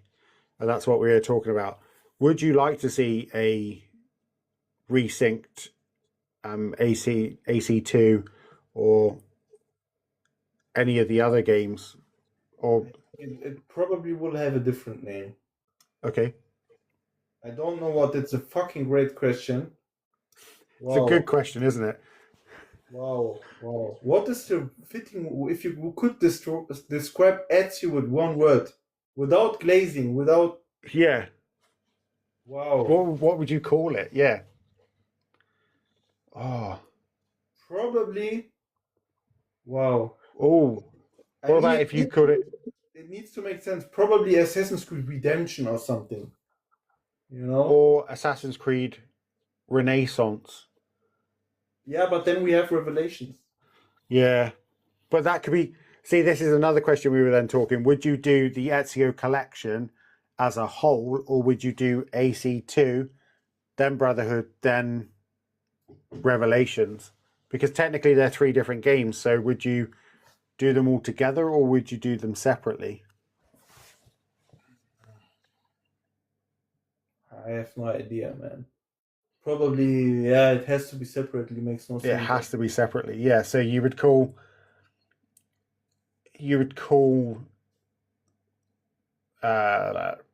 AC2 Renaissance, Yeah, yeah. and then the other two could just be kept as Brotherhood Yeah, and yeah. and and Although we see Revelation. Revelations, we see. Yeah. Yeah. One of the last sections that we do is called pitching an AC game. So we talk a lot about where our favorite setting would be, what we would like to look like. We've spoken about a Scotland independence AC game. We've talked about a Mongolian game. We've talked about a Black Plague game. Is there a particular setting for you that you would like to see Assassin's Creed go next? And what would that look like for you? Okay, I have two answers. The Go first for one it. is my dream. I swear to God, I have a book where I'm writing a script, but I'm not done. It's like 50 pages or something. Oh, well. It takes place in the time when Spartacus was alive with the gladiator fights. Okay. The reason why Spartacus was unbeatable is he had the Eden, the one in Syndicate, like Yeah. what's the name? In Syndicate, wasn't it is it the Shroud? Yeah, the Shroud, exactly. Yeah. Like he heals himself. That was the reason he was unbeatable. Yeah. So that was always my dream scenario. Like it's not an open world Assassin's Creed, semi-open world. You can only move by night because you are a slave, and you had like it burns on your skin. What's the name?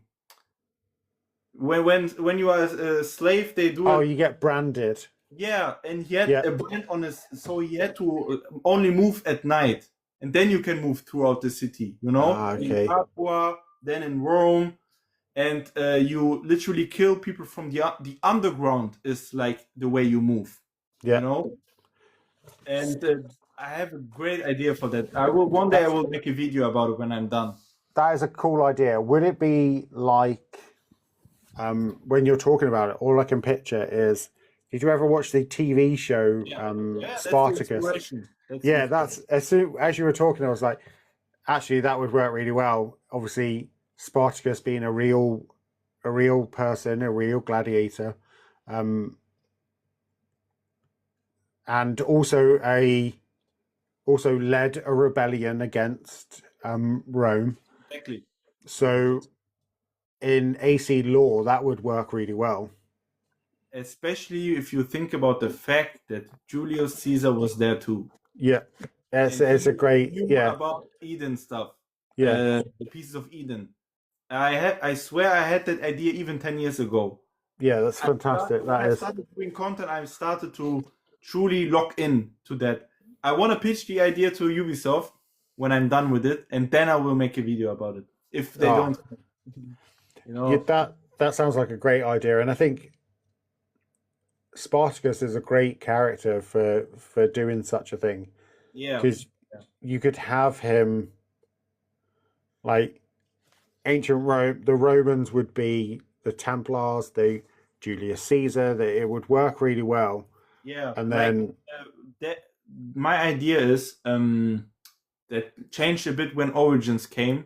yeah, That we know why the people call Julius Caesar the father of understanding, yeah, because he already was he already had that name in Origins, and I want to go. Why did he actually was the father of understanding? yeah. He brought the pieces of Eden, There you go. brought something that no one else did. Yeah, that's a great idea. It's I'm actually really good. I'd be interested in seeing what you've got doing, and if yeah. you need anyone to help you pitch it to Ubisoft, I'll happily be like, let's do this now. Yeah, I mean, I'm now good with Ubisoft, so if I have the chance, I will do it.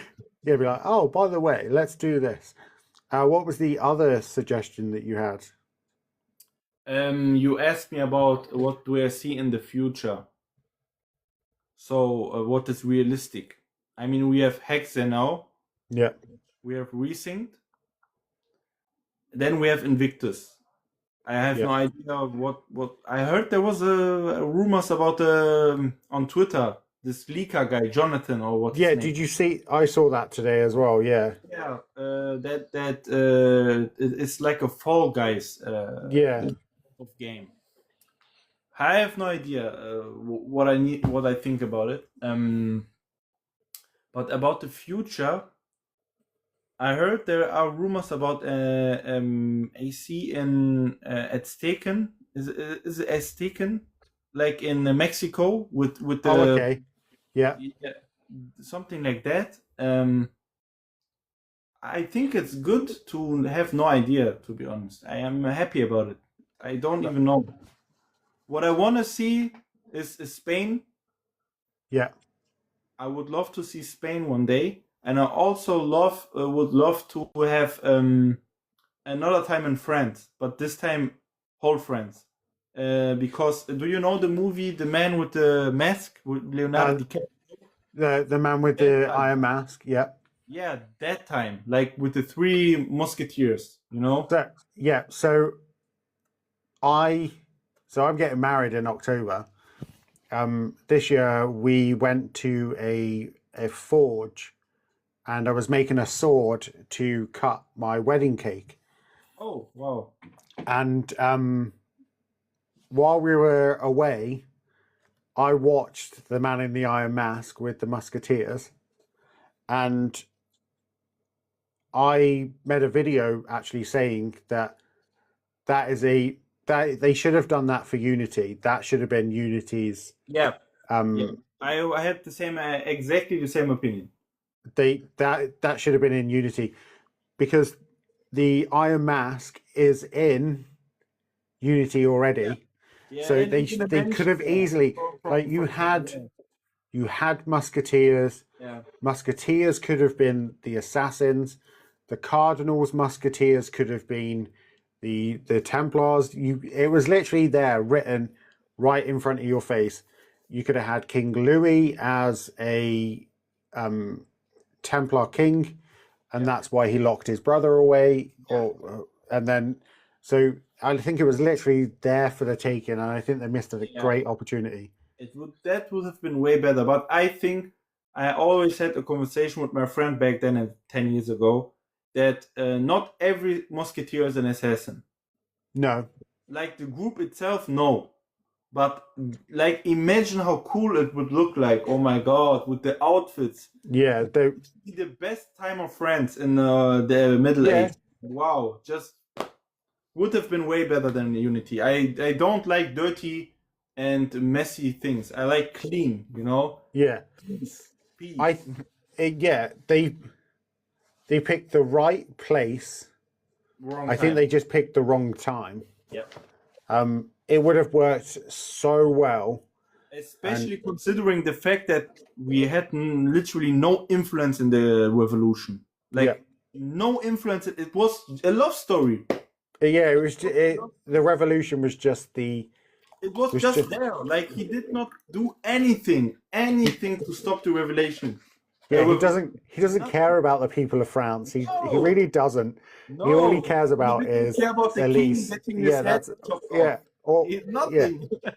absolutely cares about nothing. But yeah, I think a Man in the Iron Mask, Musketeers, Yeah. it would have worked really Yeah. well. It would have been really good. Does not even necessarily need to be exactly this movie. Like No, the time with this but king. the No. the story of the Man Yeah. in the Iron Mask has been around for a very long time.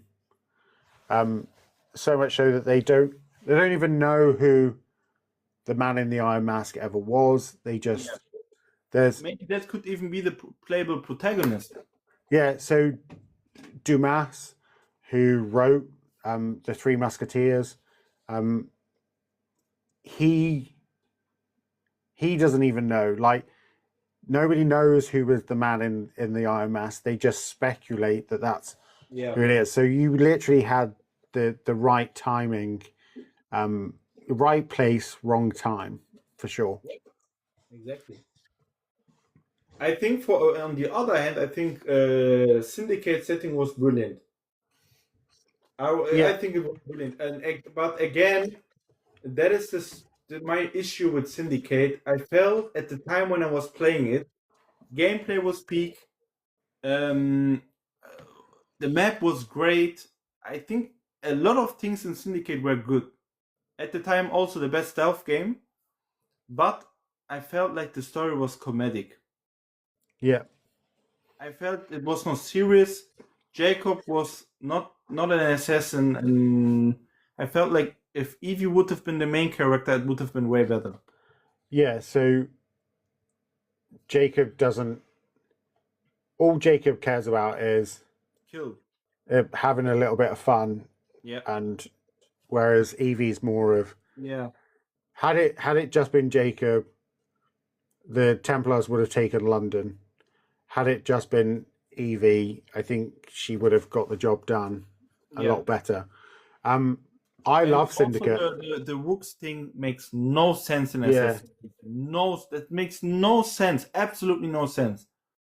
let's They hide wanted in to do plain sight. Gangs of London, but Assassin's Creed. Well, yeah, Um, like, come on, chill out. You know? um, I like Syndicate because obviously I live in England, Yeah, yeah, yeah. and I can't I can't willingly go like willy nilly go to Italy or anywhere else that there's been an Assassin's Creed game, but I can go to London and I can see bits in London that's in Syndicate, and I feel connected to it in that way, and I like Jacob. Yeah, I feel like it has to be a privilege to live in a city where a game takes place. Also counts for the GTA games, Yeah, especially for Assassin's Creed. Like even if it's the same country, has to be a complete different vibe and also a complete different meaning to the person. yeah. And you can finally say when Hexe comes, I have a fucking game in Germany. You Yeah. know that would be great. And So even one of the most like hyped probably projects in a long time. so is there a lot that you know about the witch trials of that time? Is there a lot that is it something that's taught a lot in And Germany, or is at least in my time in school, we all only had the same topic 3 years in a row, and it was the World War II. oh, okay? Oh, I don't know, but I'm a guy who likes to read a lot. Yeah, So I read a lot about pyramids, the theories and all that, and also about witchcraft. So what happened here It's also, by the way, mentioned in Assassin's Creed 2 in one of the Subject 16 quiz. Yeah. You know, that there was burning, like witchcraft burning, within Pieces of Eden. You know, looking forward to that. I think it could be the darkest chapter of Assassin's Creed ever if they manage to get it right, and they should not share away from anything. I want to see everything. Like, you know what's missing in Assassin's Creed?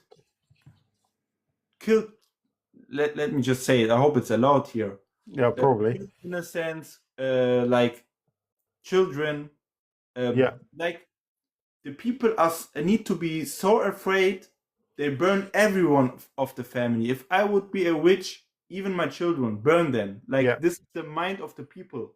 Everything related to the person needs to be burned down. And I want to see that. Yeah. I want to see a new side of Ubisoft. Don't be afraid.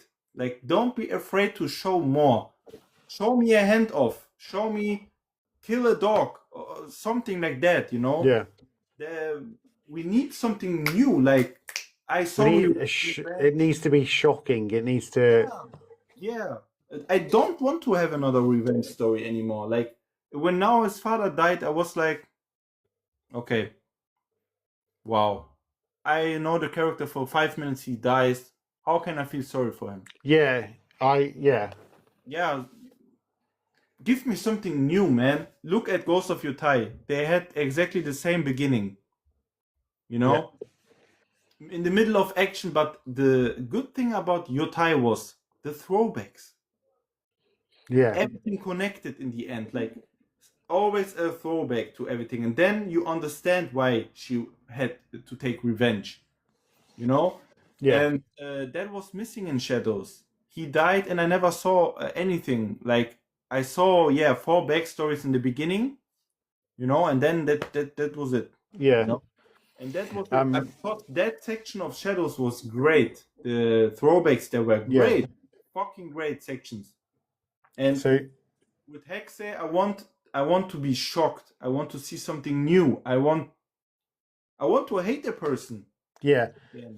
So my partner has put in the chat that it needs to be dark enough to reflect the real history. Yeah. Like you said, it needs to be that shock value. Show me how a person burns until he's gone.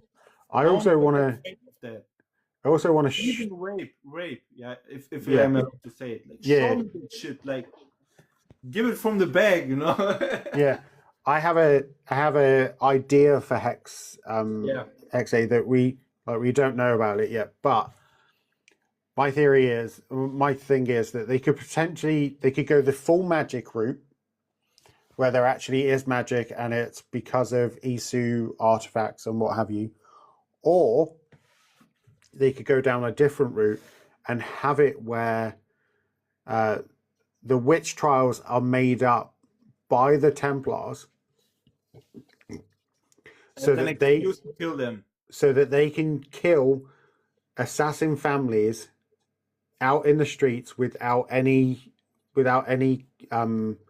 repercussions. They're obviously, I want to see Templars, like, I want them to use their influence. If they're in this, I want them to make propaganda, use what they need to. I think that would be a good way to go, but I'm also looking forward to if they implement magic in some way because of Isu artifacts as well.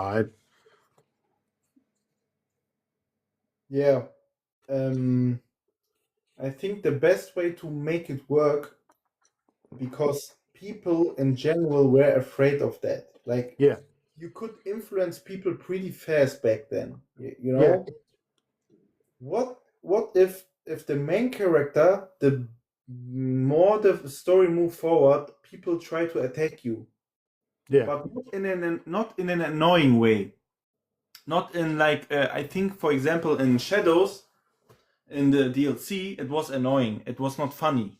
Yeah. You know? Make it more like in Red Dead Redemption 2. You are just riding, and someone tells you, "Please help me," and then trying to catch you and kill you. Yeah. And you have a small battle. The next moment, you have only one person, but it's a boss fight. The next one, and all of this is not in the main story. It's side content, like Yeah. just randomly. This is what I want to see. Don't shy away from that, man. It needs to be authentic, you know. Yeah. Imagine you helping someone, just as a person, you are riding to another city or village where you need to go for the main story, and at the end of right there, you see a girl, a small child, and she's like, "Please, I lost my parents." And what happens? The parents planned that because they heard you are in the area.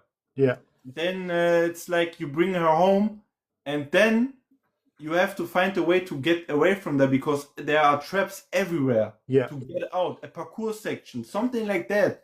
Like mix it up, not always the same. Yeah. I like that, and I think that would work really well. Afraid of these people, like, Yeah. you know, I want to see that fear, that make like you said. Not the casual experience. Like make it new. Don't shy away. Super dark, super new. I have the opinion without glazing. You know, I'm pretty honest. Yeah. The opinion Ubisoft could be on a level with Rockstar Games if they really put their mind into it. Yeah. You know? Yeah. That's what I think. I mean, Rockstar's in its own league. I think Yeah. one level below, obviously. But Ubisoft is capable of creating great stuff. You know? And I hope that AC Hexe is that. I agree. I agree. I think that's us. That's all my questions done for today. It's been a great show. I've enjoyed chatting with you. You're such a passionate person about the franchise, and it's really good to finally get to speak to you. And it's been really great to hear your thoughts and talk to you about opportunities and what have you. And it's been really good to chat with you. I appreciate it. It has been an honor, to be honest. I can finally show myself. I've been waiting for that moment a long time. I hope I will have more opportunities like that, even in person. I love to speak. I love to share my opinions, and it has been a great honor.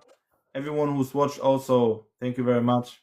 Yeah, no, so I've said to every guest that I've had on, you don't have to come on just once. We can come on again.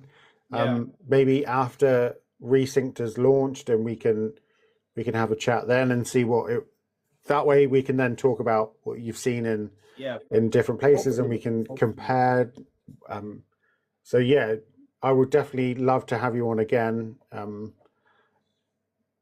And yeah, I consider you a great person. I followed you for a while, and I love interacting with you. It's been fantastic. Thank you very much. It's been, as I said, I had really much. I could have spoken at least 2 more hours. Yeah. So there was another episode I've done. I did an episode with Billy, and that episode we could have just talked for hours and hours. I think it was almost 3 hours. So we started at 7 o'clock here, and it's about 10 o'clock. It's nearly 10 o'clock now. So we've been on for about 3 hours. So it's a good chat, and it's a good time. I appreciate it. So before we go, guys, I want to say we are now ranked on Google. You can find tons of episodes and clips on YouTube and Spotify and TikTok. One of the ways that you can support the show is by rating us on Spotify. Get involved in the comment sections on TikTok and YouTube. And every comment we will try to answer or speak about it on the show. Also, I want to thank you, all of our guests that we've had in 2026 so far. I want to thank Leo here for taking the time out of your day to come and spend time with us, and I appreciate it. You can also get in touch via the contact page on the Ones Who Came Before website in the top right-hand corner. Next week's guest, I don't actually have a next week's guest. So potentially next week we might just sit and play some Black Flag and have some chats. So I will see you all next week. I want to say a massive thank you for everyone listening. Also, all of the TikTok gifts, I saw them and I appreciate it. It helps pay for the websites and stuff. Before we go, where can everybody find you? You can find me on the TikTok, Instagram, Twitter, most importantly on YouTube. Same name, MisterAlpha444, fully. Capitals? Yeah, like not MR, MisterAlpha444. Yeah, perfect. Thank you. I appreciate it. And I will see you soon. Thank you for stopping by. I appreciate it. I hope